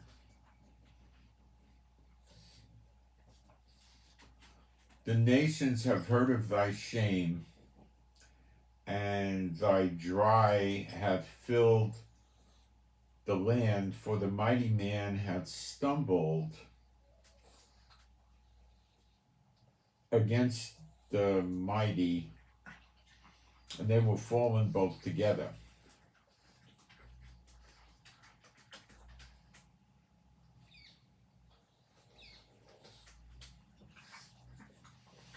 And then it says in verse 13, Nebuchadnezzar, remember we read about this Nebuchadnezzar and the daughter of Babylon, which today would be Biden?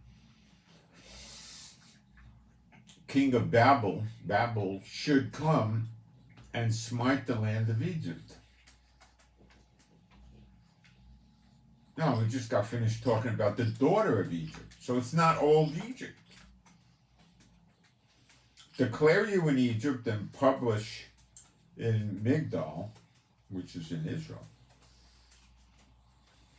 near me. And publish in Noph, that's in, well, maybe there's a Migdal in Egypt. Noph is in Egypt, and Taba, blah, blah, blah, is, I believe, in Egypt. Say ye, stand fast and prepare ye, for the sword shall devour round about thee. Why are they valiant men swept away? They stood not because Jehovah did drive them. Now, who doesn't get along with Egypt? Turkey and Iran.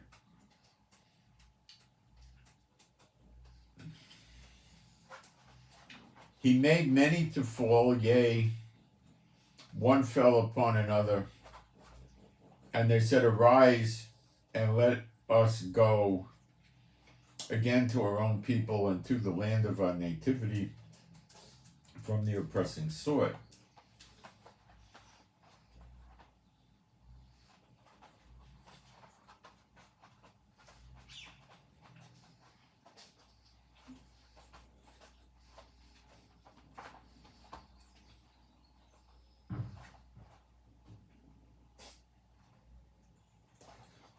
O thou daughter dwelling in Egypt,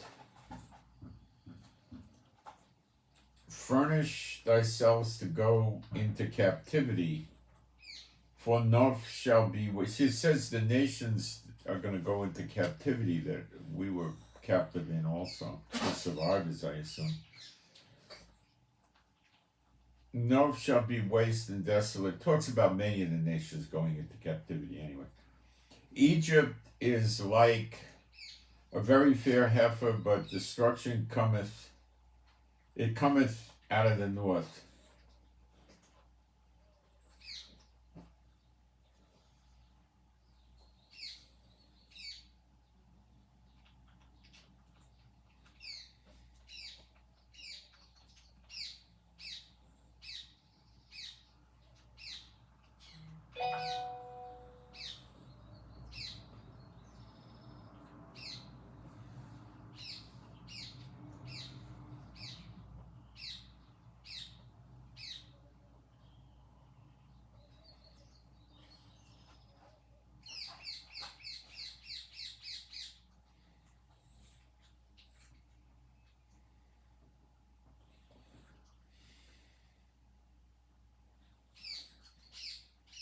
And I will deliver them into the hand of those that seek their lives, and unto the hand of Nebuchadrezzar, king of Babylon. There it is. It could be this Nebuchadrezzar, not the old time one. Into the hand of the servants, of his servants, and afterward it shall be inhabited as in the days of old, saith the Lord. Well, they go into a 40-year captivity.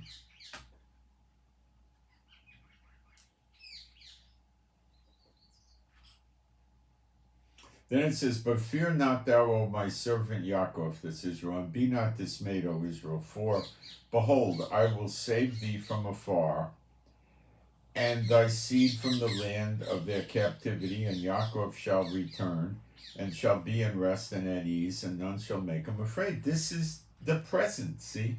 This is talking about Egypt, but who does it? Fear thou not, O Yaakov, my servant, saith Jehovah. I am with thee, for I will make a full end of all the nations. That's Jeremiah 30, verse 11. I did that earlier. Okay, so can we tell who does this? I can't, unless it's America. This Nebuchadrezzar, it very well could be America. So how can we explain things like this? First of all, Biden could have a change of heart. They're thinking about impeaching him. He may get scared of that. There could be rumors of a military uprisal, which would mean he winds up dead, you know. And something could happen. He could be removed from office. He could die. Some other president comes in, has a change of heart, and turns against the people that apparently Biden is working with.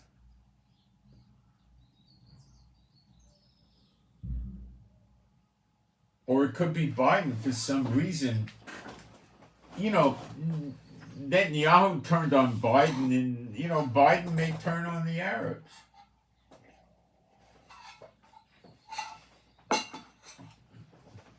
The Muslim Arabs. He may turn on them. Let's go to the next chapter, 47 of Jeremiah. This is against the Philistines. Before that Pharaoh smote Gaza. Well, see, Pharaoh's Egypt, and Egypt's helping Gaza, letting them bring all the weapons and concrete and stuff in to build the tunnels and so forth.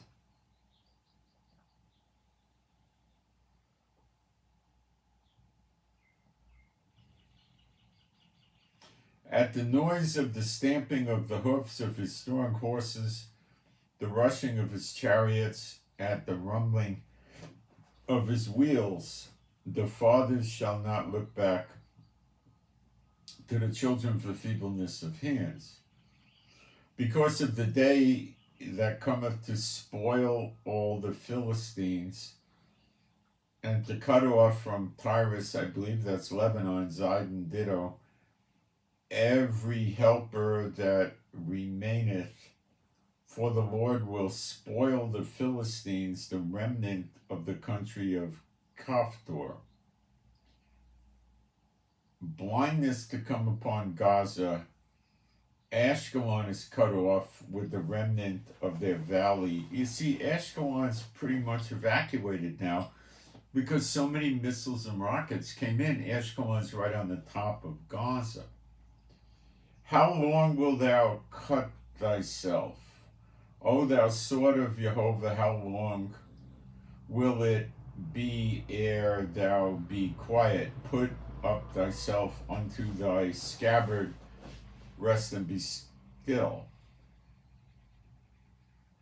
How can it be quiet, seeing Jehovah hath given it a charge against Ashkelon and against the seashore?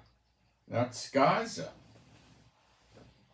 There he hath appointed it. See, this is really interesting stuff here, but it's a little hard to figure it out. Now we go to Moab, which is more than likely Jordan. I'm pretty sure.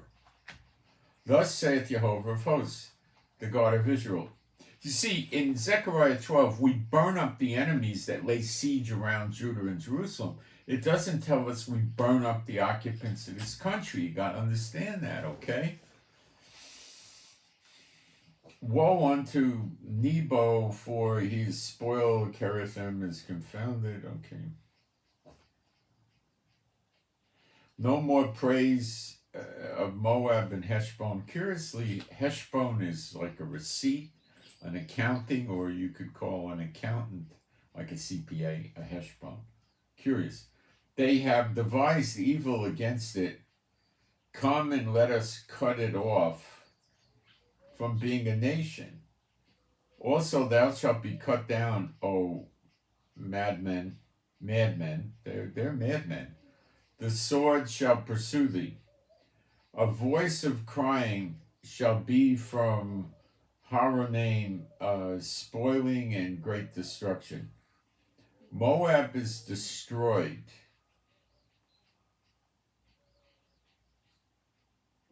It's destroyed.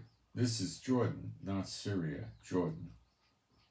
Her little ones have caused a cry to be heard.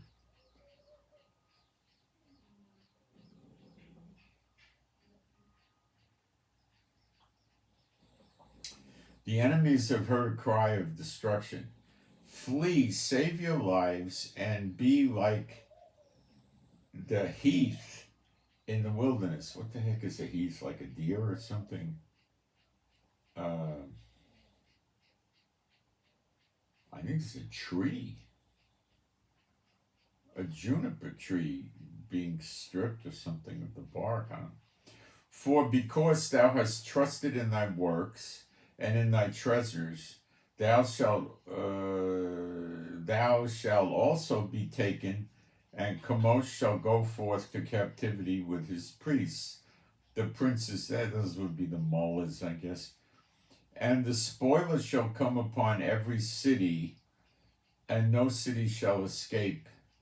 The valley also shall perish, and the plain shall be destroyed, as the Lord had spoken. Is that us doing it? I don't know. See? Give wings unto Moab, that it may flee and get away. For the cities, so the wings could mean it enables you to escape, you see.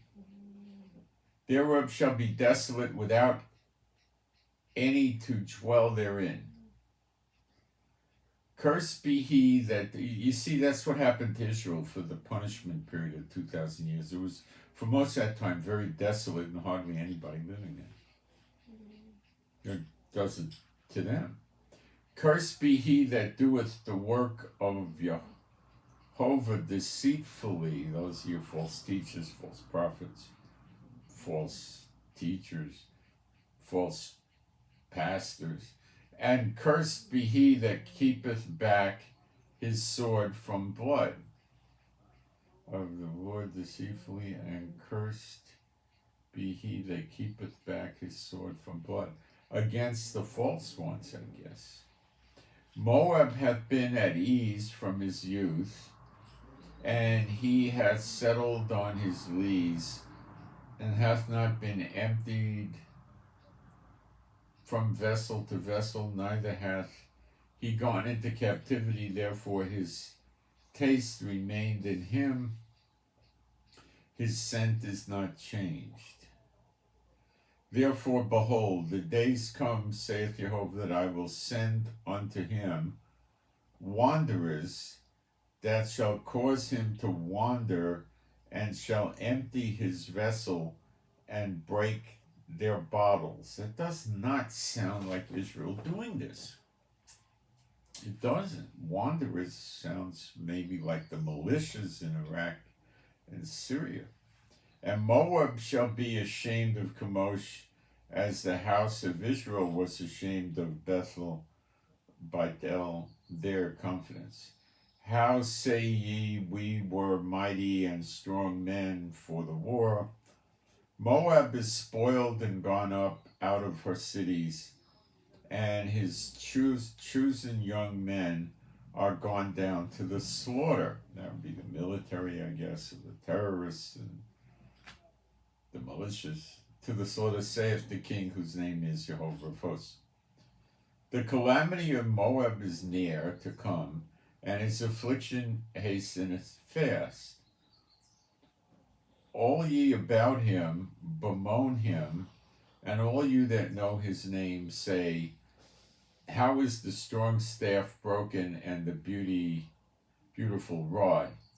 Thou daughter that dost inhabit the bone, come down from thy glory and sit in thirst, for the spoiler of Moab shall come unto thee, and he shall destroy thy strongholds. I don't know who this is.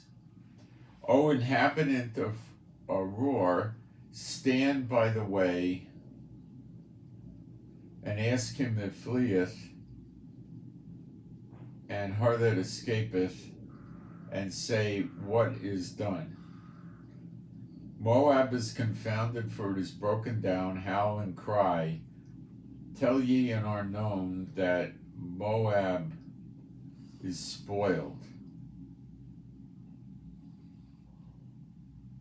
And judgment shall come upon the plain country, upon Holon and upon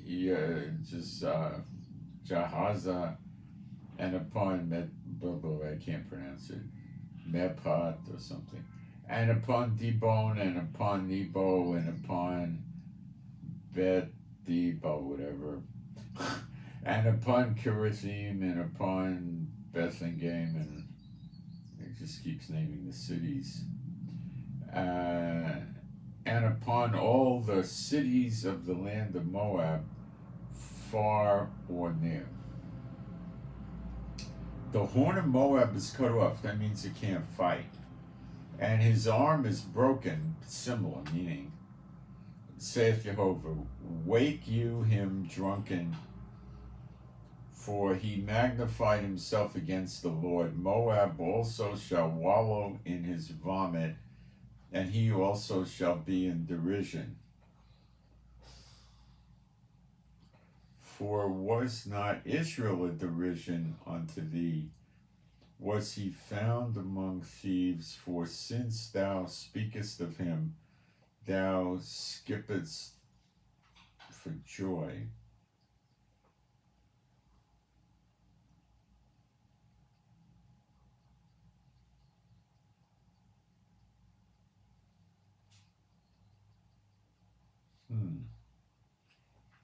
I'm not seeing anything here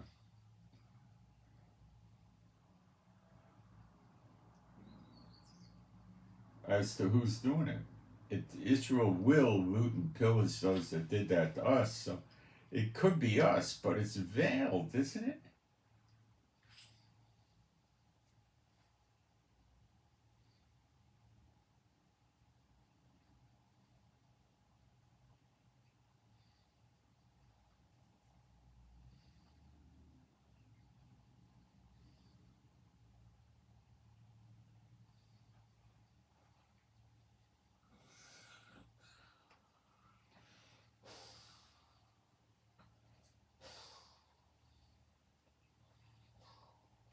See, if Iran took out Jordan, then we'd have problems with Jordan. So it would seem maybe America does it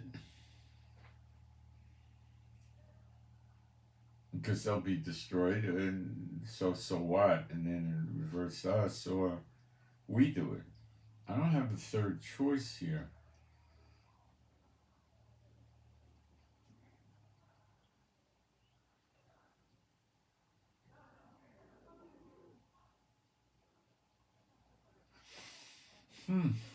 This is a hard one. I can't really.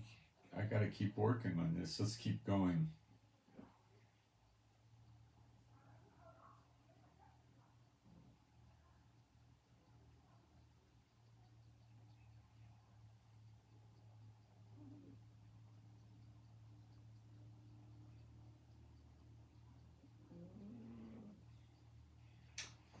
For thus saith Jehovah, behold, he shall fly as an eagle, and shall spread his wings over Moab. Keriot is taken, and the strongholds are surprised, and the mighty men's hearts in Moab at that day shall be as the heart of a woman. Moab shall be destroyed from being a people, because he hath magnified himself against Jehovah.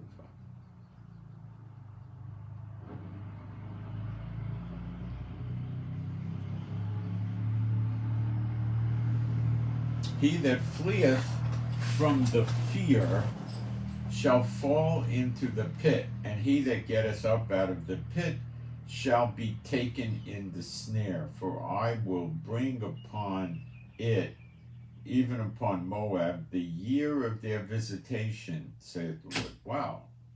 Year of visitation. That could be year of recompenses. I don't know. They that fled stood under the shadow of Heshbon. But a fire cometh forth out of Heshbon of flame.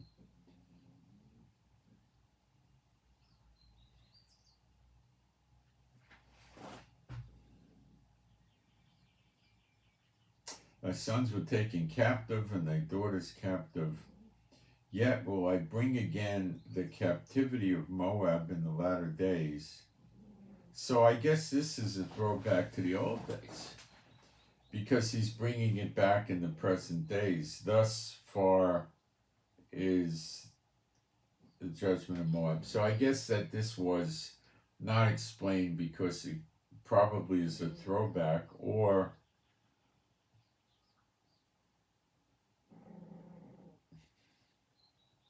I don't know. These are puzzling, let me tell you. Now we're in Jeremiah 49. The Ammonites, that's North Jordan, Ammon, where the capital of Jordan is.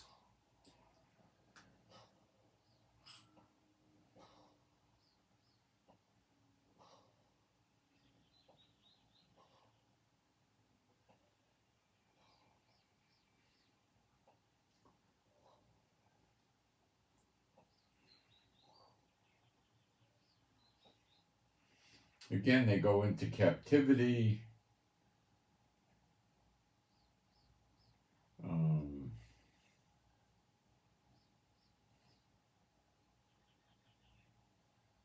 Bring a fear upon thee with Adonai Jehovah of armies, from all those that be about thee. You shall be driven out, every man right forth, and none shall gather him that wandereth. Afterward I will bring again the captivity of the children of Ammon. I think we have that now. So I think we just got the return of them back to their land.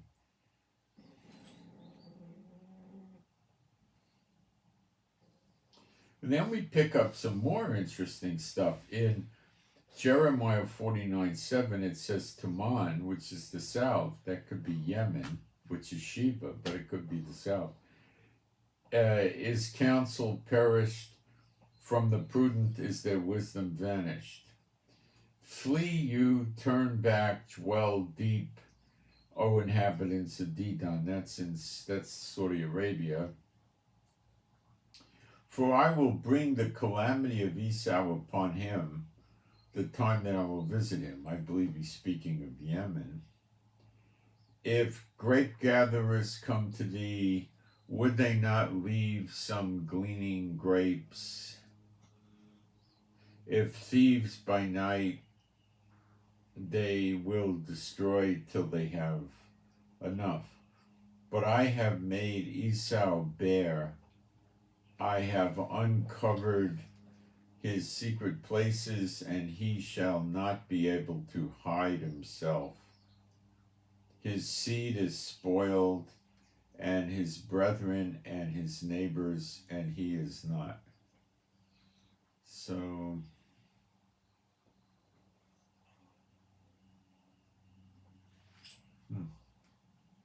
leave thy fatherless children, I will preserve them alive, and let thy widows trust in me.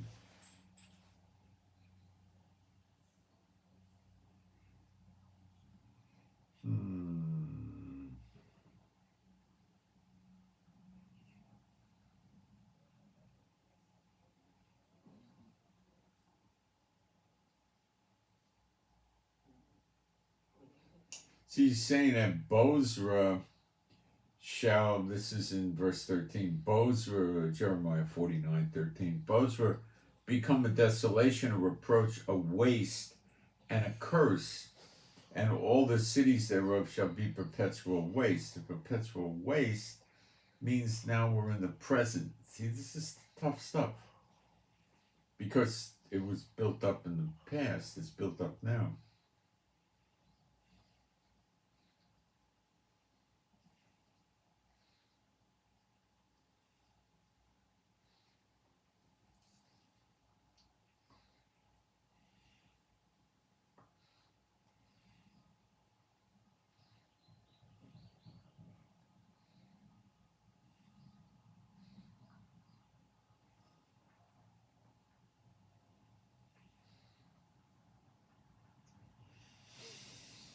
Edom shall be a desolation. I think this is Saudi Arabia and northwest part, real close to Eilat. That goeth by thee shall be astonished, shall hiss at all the plagues. That's not the case today. And the overthrow of Sodom, as the overthrow of Sodom and Gomorrah, the neighboring cities.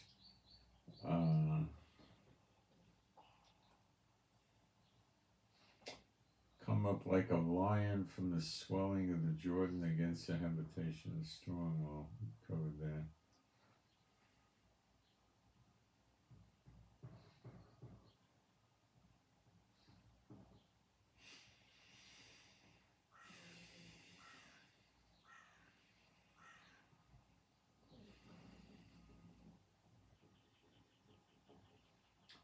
Purpose against the inhabitants of Teman and Edom.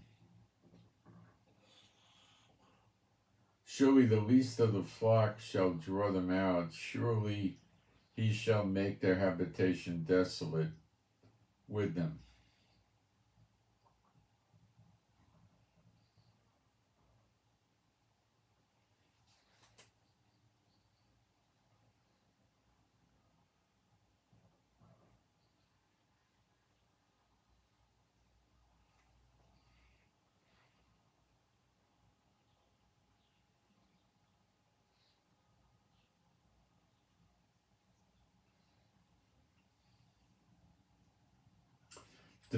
In Jeremiah 49:24, Damascus is waxed feeble, turneth herself to flee, and fear hath seized on her, and anguish and sorrow have taken her, as a woman in travail. How is the city of praise not left, the city of my joy? David ruled out of Damascus. Her young men shall fall in the streets, all the men of war shall be cut off in that day, saith Jehovah of hosts, and I will kindle a fire in the wall of Damascus, and it shall consume the palaces of Ben-Hadad.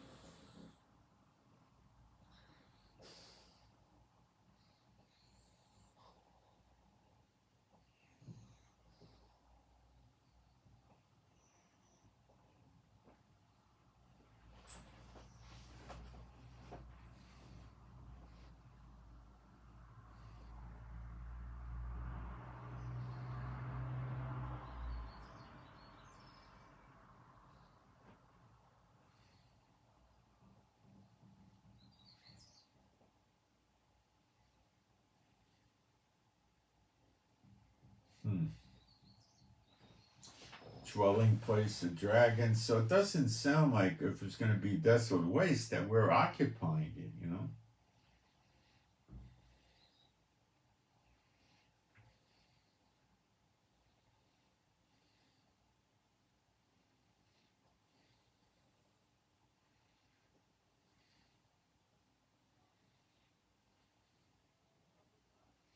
Nowhere does it indicate that we're doing it, but when you read other scriptures, it appears that we do conquer these countries. It's really a tough one, isn't it? Let's take a look in the chat and see what's going on. I'm going to have to work on this deeper. It's not easy. I don't know if we're going to get a resolution on this.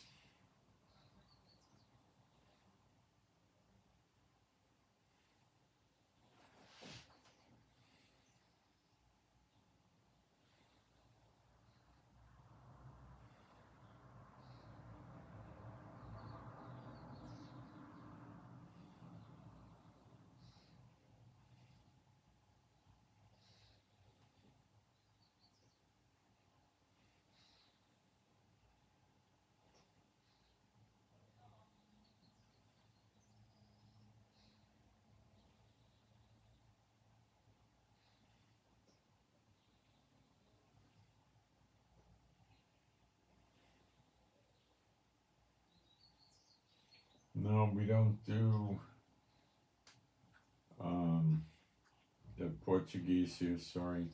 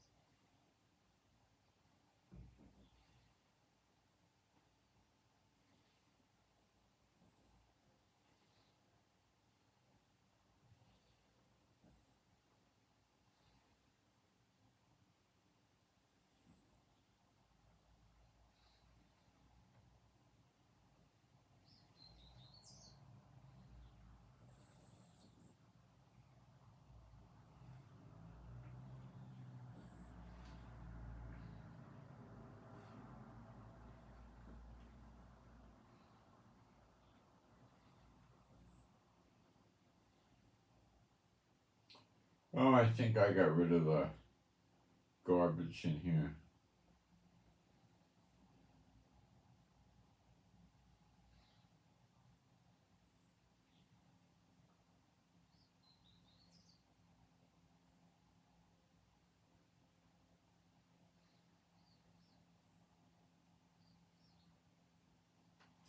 Okay. Well, I think we accomplished something with the daughter of Babylon anyway. So, we're watching the thing in Israel. We're watching what Biden's doing. Biden still has not submitted this ceasefire project of his to the UN Security Council that's going to call for the hostages to be all surrendered to Israel, and then there's a ceasefire.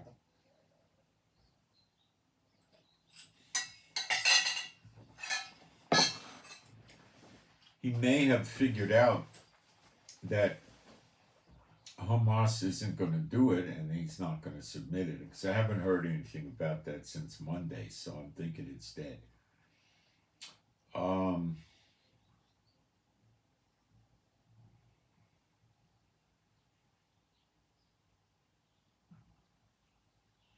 There are other countries assembling against the Houthis that America doesn't have the control over. Okay, you specifically have the European Union sending military down there, and you have India sending people down there, and there's another group. So the only ones that America is really controlling is America, UK, and Denmark sending one warship down there, which is just tokenism. So they may decide to take things out on the Houthis, and that could cause the other nations, like the militias in Iraq and Syria, to come try to help the Houthis, and it could cause these nations to go over there and wipe the real estate out. And that's a theory. I don't know if it'll happen. So far, all we're hearing is talk. It's cheap stuff. Iran has a warship in the Red Sea, one, that everybody considers it's using its radar to identify targets for the Houthis, and the Houthis are firing either drone boats, flying drones, or missiles at the ships. And since their radar was taken out, it appears that the Iranian warship is perhaps not just giving them the GPS coordinates, but actually guiding the missiles, drones, and boats into target from their warship. And nobody is talking about blowing that warship up. How suspicious that is. It's not going to be a big fight. You can get it from the air with stealth jets. You could get it with submarines, with torpedoes. There's a lot of ways to take it out where you'll have no loss of life. They don't want to, I guess. Or they want to keep clinging to the hope that they can take the Houthis out of business if they just do enough ground attacks. They could do another 100 attacks and not going to stop them. They got to go in with boots on the ground, or the Houthis aren't going to stop. It doesn't look like they're going to stop Israel from attacking the Hamas.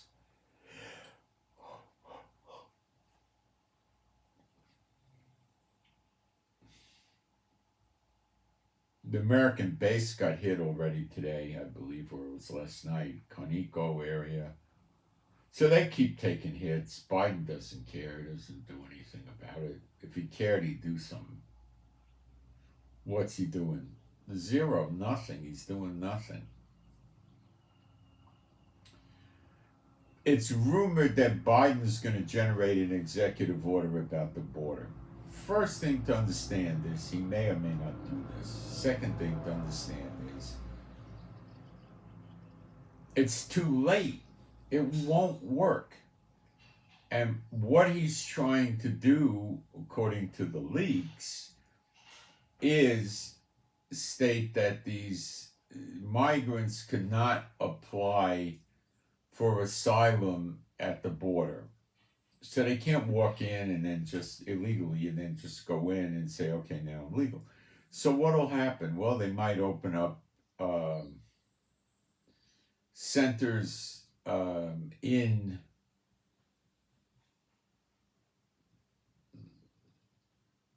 some kind of thing in Mexico where they could go in and apply.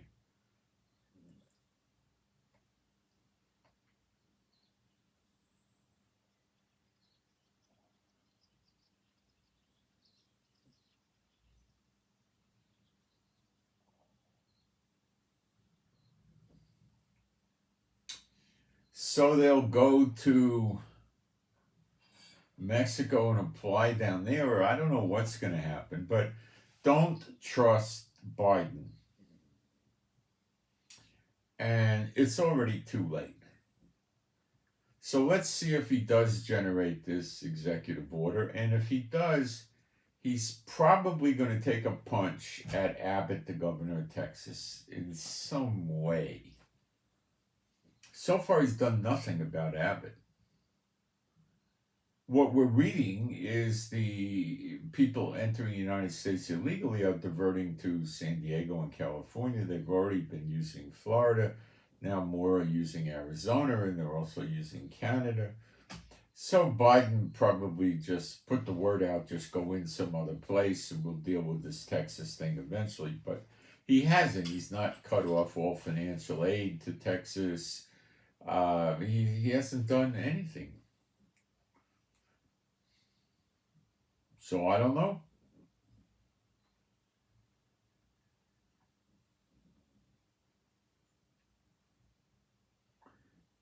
Don't know.